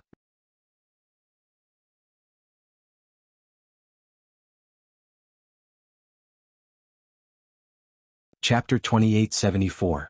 They had even received letters from their families, saying that they had been arranged to live in a place with beautiful mountains and clear waters. Each family had been given several acres of land, enough for them to be self-sufficient and live a peaceful life. Their families hoped that they would return home to reunite and live a peaceful life together. When the two maids received the letters from their families, they both cried. This was a happy life that they didn't even dare to imagine. They didn't expect that this disaster would be a blessing in disguise. The third princess had done it for them. At this point, they didn't want to go back anymore. They wanted to truly stay by Ji Xinyu's side and be her maids. They directly went to the courtyard where Ji Xinyu was, wanting to see her. Ji Xinyu seemed to be about to go out, but when she saw them, she was surprised. "I heard from Marshal Nice Wu that your injuries are almost healed. Is there anything else?" The two maids knelt down together and told her their intentions, wholeheartedly wanting to be her maids. Ji Xinyu frowned slightly. She was used to being independent and didn't need maids at all. The reason why she saved them was because she felt that her sister had ruined someone else's life, so she wanted to make up for it. Although she had already broken off relations with that sister, and her sins had nothing to do with her. But in the end, they were both princesses of the Nantian clan. She was compensating them on behalf of the royal family, not to mention that doing this was as easy as lifting a finger. She shook her head. "I don't need maids. You don't have to do this. Go and reunite with your family." She walked out with large strides. The two maids knew that she really didn't want anything in return, so they were even more grateful. One of the maids pursed her lips and followed closely. "Third princess, this servant has something to say to you." Ji Xinyu stood still and raised her eyebrows. "What is it?" The maid took a deep breath and said, "Logically speaking, this servant shouldn't say these things. After all, this servant used to be the little princess's maid, so I shouldn't say anything bad about her. No matter what happened, I shouldn't betray my master for glory. But this is a serious matter, and this servant is afraid that the third princess won't know the truth and will suffer. So I decided to say it." The third princess needs to be careful of the little princess. Most of the bad rumors about the third princess were spread by the little princess. Ji Xinyu was startled and frowned at her. The maidservant smiled sadly. This servant knows that it sounds like I'm trying to sow discord, but that's the truth. Some of them were even sent by this servant under orders. For example, the third princess was a jinx, the third princess was ugly and immoral, etc. Even the rumors about the third princess were spread back to the palace by the little princess. She purposely let His Majesty hear it and make His Majesty hate the third princess more and more. Ji Xinyue, she suddenly had a funny feeling. She looked at the maid and said, "I've treated her well. What's her purpose for doing this?" The maid shook her head slightly. "We as servants don't know what the little princess is thinking. She won't tell us either. She just told us to do as she says." The other maidservant hesitated for a moment before saying, "This servant might know something. The little princess probably did that because she wanted to monopolize the third princess's love. If he wanted to monopolize her, he would have to ruin her." This logic was too heaven-defying. Ji Xinyu expressed that she did not understand. The maid gave an example. The little princess once got a very delicate pink chinchilla. The chinchilla looked cute and gentle. Everyone liked it very much and fought to feed it.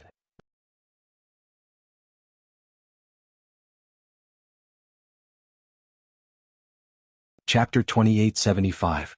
The pink chinchilla also kissed everyone and pounced on everyone it saw, which made the little princess very unhappy. Later, she ordered everyone not to pay attention to the chinchilla, let alone play with it. If they saw the chinchilla, they had to kick it. Everyone did not understand the princess's meaning, but since the princess said so, everyone could only do as she said.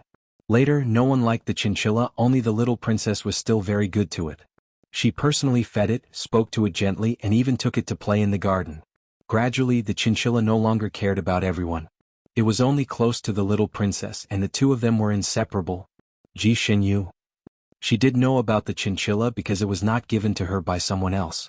It was caught by Xie Fenglu from deep in the mountains. That chinchilla's big round eyes were like a group of pink snowballs. It was so cute. Xie Fenglu originally gave the chinchilla to her, but because she did not have a fixed residence, she was afraid that the chinchilla would suffer with her, so she gave it to her sister who always liked small animals. She raised the chinchilla for 3 or 4 days and it was very docile and clever. But when she returned to the palace and saw the chinchilla again, it was as fierce as a little leopard. It was hostile to everyone, and when she went to tease it, she was almost scratched by its claws. Ji Xinyu felt that the chinchilla had mutated. Fortunately, the chinchilla was very docile to her sister, and followed her step by step, often acting cute and spoiled to her sister. Ji Xinyu thought that it was the chinchilla's habit to only be close to its owner. But it turned out that it was trained through this method. It seemed that she was also treated like a chinchilla by her sister. What about the chinchilla? Did it really die of illness? A chinchilla's lifespan was about 1,000 years. When she gave the chinchilla to her sister, it was still a kitten, and disappeared in less than 200 years. Later, when she went back and did not see the chinchilla, she casually asked Ji Tianyu. Ji Tianyu immediately burst into tears, saying that the chinchilla accidentally fell into the lake in the imperial garden and caught a cold. She called many imperial physicians to treat it, but they still could not cure it, and it died in the end. At that time, Ji Tianyu even took her hand to see the small grave for the chinchilla. In front of the small grave, Ji Tianyu cried again. Ji Xinyu couldn't bear to see her little sister cry, so she immediately promised to find an even cuter animal for her. Only then did her little sister stop crying. Later on, she found another cute pet and gave it to her younger sister. Only then did this matter come to an end. That chinchilla didn't fall into the lake by accident. It was forced to drown in the lake by the princess. The one-armed maid finally told the truth. Ji Xinyu. What? The one-armed maid said, originally the chinchilla was only close to the little princess, and the little princess also liked it very much. Later, the little princess recruited a new maid in the palace. The little handmaiden was nimble, smart, and lively. She was a good handmaiden. But she liked small animals very much and she liked the chinchilla very much. She often secretly fed the chinchilla. Even if she was scratched by the chinchilla, she was not angry. She still gave the chinchilla a portion of delicious food. Later on, the chinchilla became closer to her. Occasionally, she would allow the little maid to hug her. Unfortunately, it was seen by the little princess once. The little princess was angry at that time. When the one-armed maid said this, her face was already faintly pale.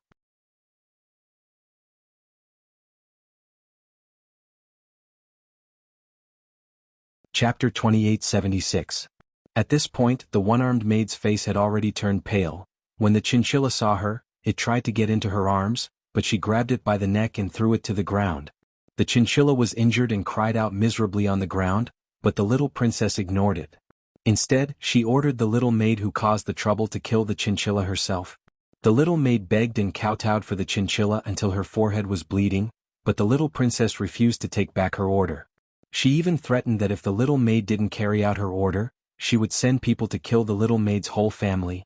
The maid at the side continued, no matter how much the little maid cried, it was useless. She could only tremble and pick up the chinchilla. According to the little princess's orders, she drowned the chinchilla in the lake. She didn't drown it in one breath, but after it was almost submerged, she lifted it up and pressed it back into the water again after it caught its breath. Every time the chinchilla came out of the water, it would scream and scratch the little maid angrily. The little maid cried and let it scratch her until her face and hands were covered in blood. Ji Xinyu's anger boiled in her chest as she listened. What about the little maid? The one-armed maid closed her eyes. She's crazy. She went crazy not long after she drowned the chinchilla. Later she also jumped into the lake. Before she died, she said that she wanted to accompany the chinchilla. The truth was so cruel. The little sister she had loved for hundreds of years was actually such a person. She was considered to be experienced and knowledgeable, and had seen a lot of human nature, but she didn't expect to be deceived by a child for so many years. She was so nice to her and wanted to leave all the good things for her. She was actually the biggest ingrate. Ji Xinyu wanted to laugh. She had always thought that her eldest sister and second sister were scum, and her little sister was good. So she had always been harsh to her eldest sister and second sister, but to her little sister, she was as warm as spring. Only now did she understand that a dog that really bites doesn't bark. Ji Xinyu's eyes flashed coldly. It was fine if her little sister didn't provoke her in the future, but if she provoked her again, she would teach her a lesson. She would make her pay the price. What happened that day when she slashed you in anger? Didn't she leave with Rongyue Tianlan? Ji Xinyue thought of another question. The single-armed maid bowed and said, the little princess indeed came out with Her Highness Rongyu, but Her Highness Rongyu's expression towards the little princess was very cold, and even said that she wanted to talk to the little princess. At that time, the little princess seemed unwilling, but Her Highness Rongyu said that if they didn't talk about it this time, they wouldn't talk about it in the future. The little princess followed him to the pavilion. No one knew what Her Highness Rongyu said to her, but she started crying. After that, Her Highness Rongyu left on her own, and the little princess began to cry and curse in the pavilion, attracting the attention of some commoners. We were afraid that she would bring down her status as a princess, so we went forward to persuade her to go back to the carriage. In the end, she vented her anger on us. Ji Xinyu frowned slightly. What did she curse and cry about? It seems that Her Highness Rongyu clearly told her to stop pestering him. She cried and scolded him, saying that she had done so much for him, but he didn't want her anymore. The single-armed maid roughly described the scene. When Rongyue Tianlan and Ji Tianyue were talking, they didn't dare to approach them, so they didn't know what they were talking about. He didn't want her anymore? Abandoned after using her? Ji Xinyu actually didn't know how far Rongyue Tianlan and Ji Tianyue had progressed.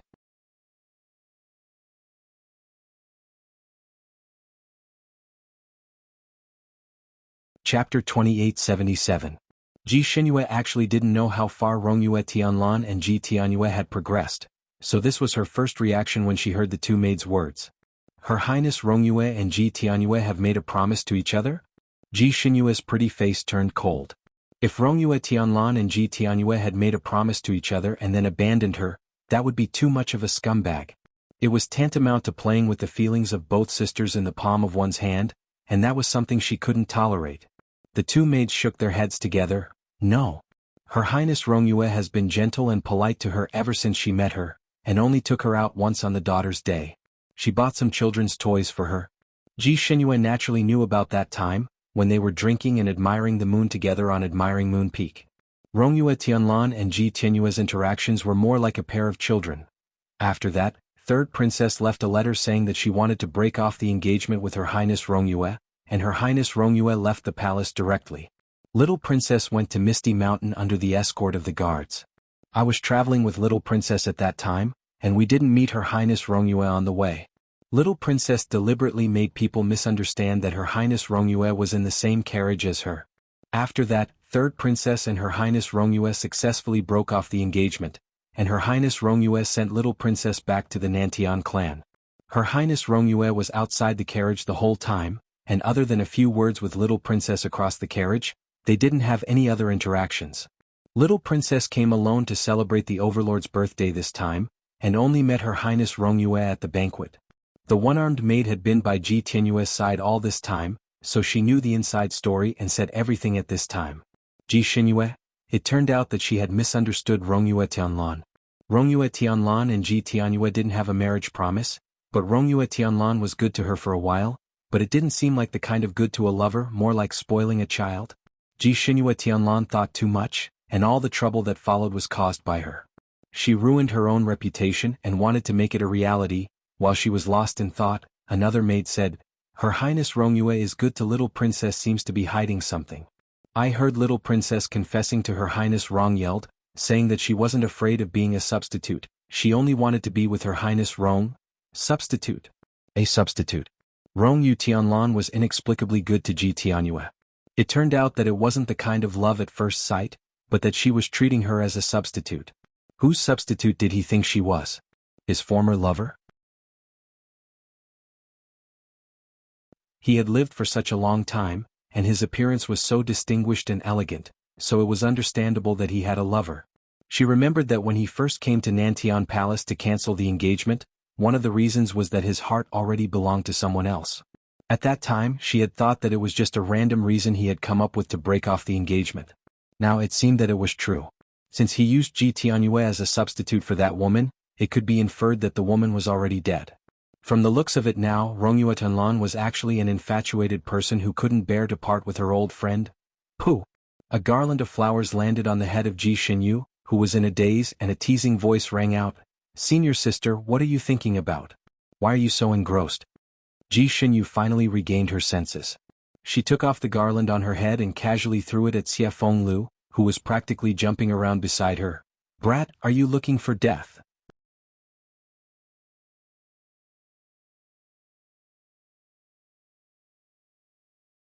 Chapter 2878. She was dressed as a man this time, walking outside with Xinyu's identity. Why did this brat put on a garland for her? People would think she was a sissy freak if they saw her. Xie Fenglu carried the personally woven garland and smiled mischievously. Senior sister, it's not bad for you to walk around as a princess. Why do you have to dress as a man? It's a pity to hide such a beautiful face under such a skin. It's more convenient to dress as a man. Ji Xinyu answered briefly. Only by dressing as a man could she drink big bowls of wine, eat big pieces of meat, and pique with others without any scruples. But as a princess, she had to keep her identity as a princess and always remember that she could not disgrace her identity. This had nothing to do with her face, but the dignity of a princess, the dignity of the Nantian clan. She looked at the surrounding scenery and was a little puzzled.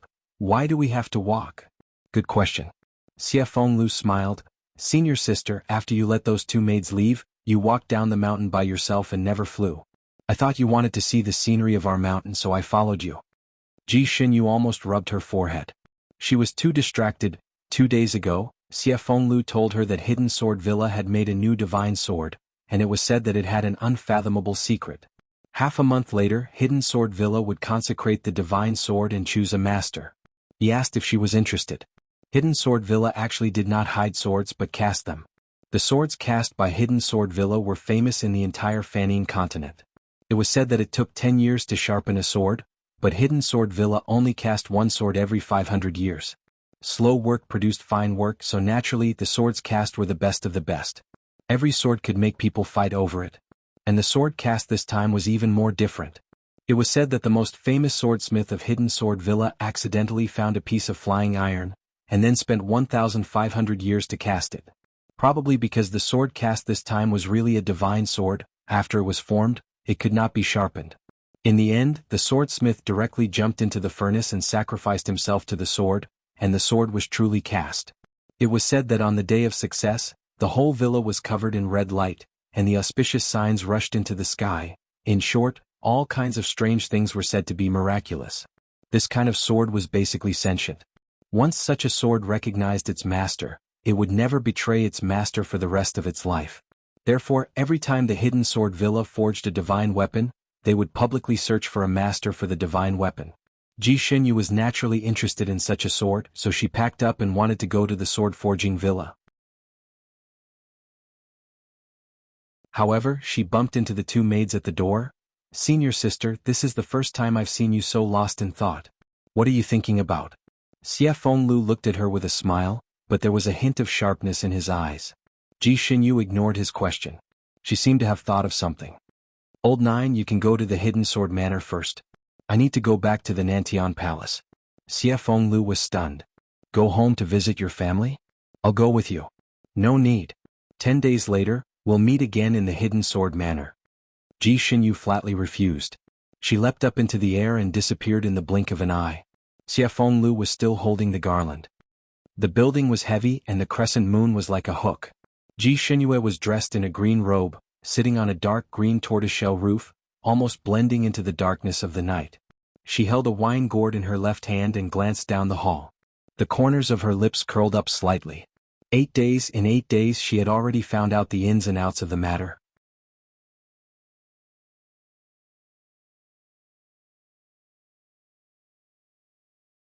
Chapter 2879. Most of what the two maids said was true, such as the relationship between Rongyue Tianlan and Ji Tianyue, and the Totoro incident. But the so-called rumors around her were all spread by Ji Tianyue, so these things were exaggerated and had to be discounted. Before Ji Tianyue met Rongyue Tianlan, she didn't deliberately create rumors about her sister to slander her. Perhaps she occasionally mentioned it, but it was unintentional. Until Ji Tianyue met Rongyue Tianlan and fell in love with her at first sight, she felt that her third sister was a stumbling block in her pursuit of her husband. Only then did she consciously create rumors, and it became more and more intense. And now Ji Tianyue was locked in this deep courtyard. She had fallen out of favor. Ji Tianyue came back 9 days ago under the escort of the secret guards. When she came back, she cried to the South Heaven Emperor, complaining that her third sister was helping an outsider and taught her a lesson in public. The South Heaven Emperor wasn't someone who was easy to fool. He summoned the secret guards and finally understood the whole truth. He was so angry that his face turned ashen. Even if the princess of a clan was at a disadvantage, she should remain calm and think of ways to salvage the situation, instead of crying and making a scene like a shrew and making a fool of herself. He never knew that his youngest daughter would grow up to be like this, which made him extremely disappointed. He was even more disappointed than when he heard the rumors about his third daughter. His third daughter was rumored to be so unpleasant, not because of herself, but because of many external factors. And this youngest daughter completely did it on her own. And from the description of the guards, he vaguely guessed that Rongyue Tianlan had completely lost interest in Ji Tianyue. He was destined to lose this son-in-law. If he had known, he wouldn't have helped his youngest daughter to force his third daughter to break off the engagement. So much so that the chicken flies away and the eggs are broken. They have truly suffered a double loss. The South Heaven Emperor was regretful and angry. If he looked at his youngest daughter again, she would be repulsive. The love of an emperor for his children was originally not pure.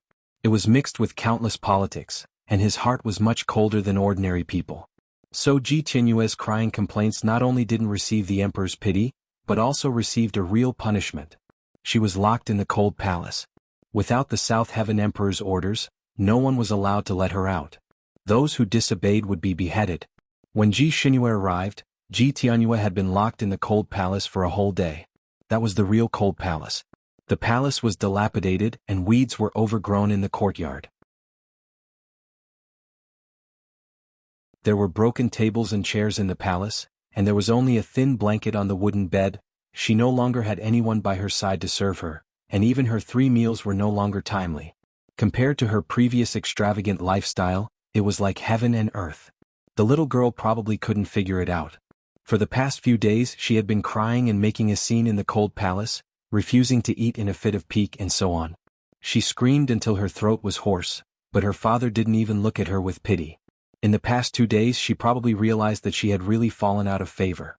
Once her father, who doted on her the most, hardened his heart, her original magic weapon was completely useless.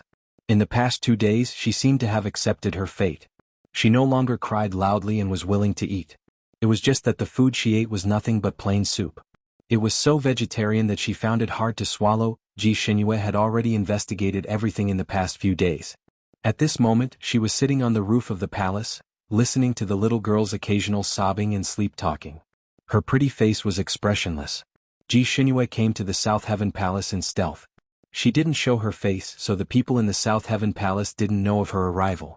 3 days ago, she received a sound transmission from the South Heaven Emperor. The South Heaven Emperor's voice was very loving.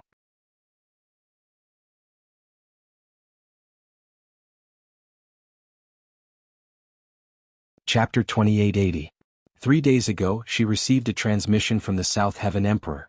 The South Heaven Emperor's voice in the transmission talisman was very affectionate. He looked forward to her return home and said that her imperial mother missed her very much. He also said that he had received her letter and had made proper arrangements for the families of the 2 maids. He also taught Ji Tianyue a lesson. He said that he owed her too much these past few years and asked her to return home. He also said that it was not right for a princess of a clan to keep floating outside. He also renovated her palace and bought her many dolls. Ji Xinyue used to yearn for these favors, but now she felt completely cold inside. The love a monarch had for his children was not much different from the love he had for his concubines. It was also filled with calculations and gains and losses. Perhaps this was the norm for the royal family, but she could not get used to it. She did not fit in with the royal family. So she flatly rejected her father's invitation and closed the message talisman. Everything had been investigated clearly. She would not easily return to the inner court of the palace in the future. As for her mother, her father had been treating her well recently, so she did not need to worry. It was already late at night. She was about to get up when a sleep-talking voice came from the palace. "Big sister, third sister?" It was followed by soft sobs. Ji Xinyue paused and lowered her eyes. In the past 2 days, Ji Tianyue had often unconsciously called out to her when she was asleep, followed by crying. In the past, Ji Xinyue could not bear to see her being wronged. They were nearly 3,000 years apart. If Ji Xinyue had married early, her daughter would have grown up to this age. So her feelings for Ji Tianyue were actually very complicated.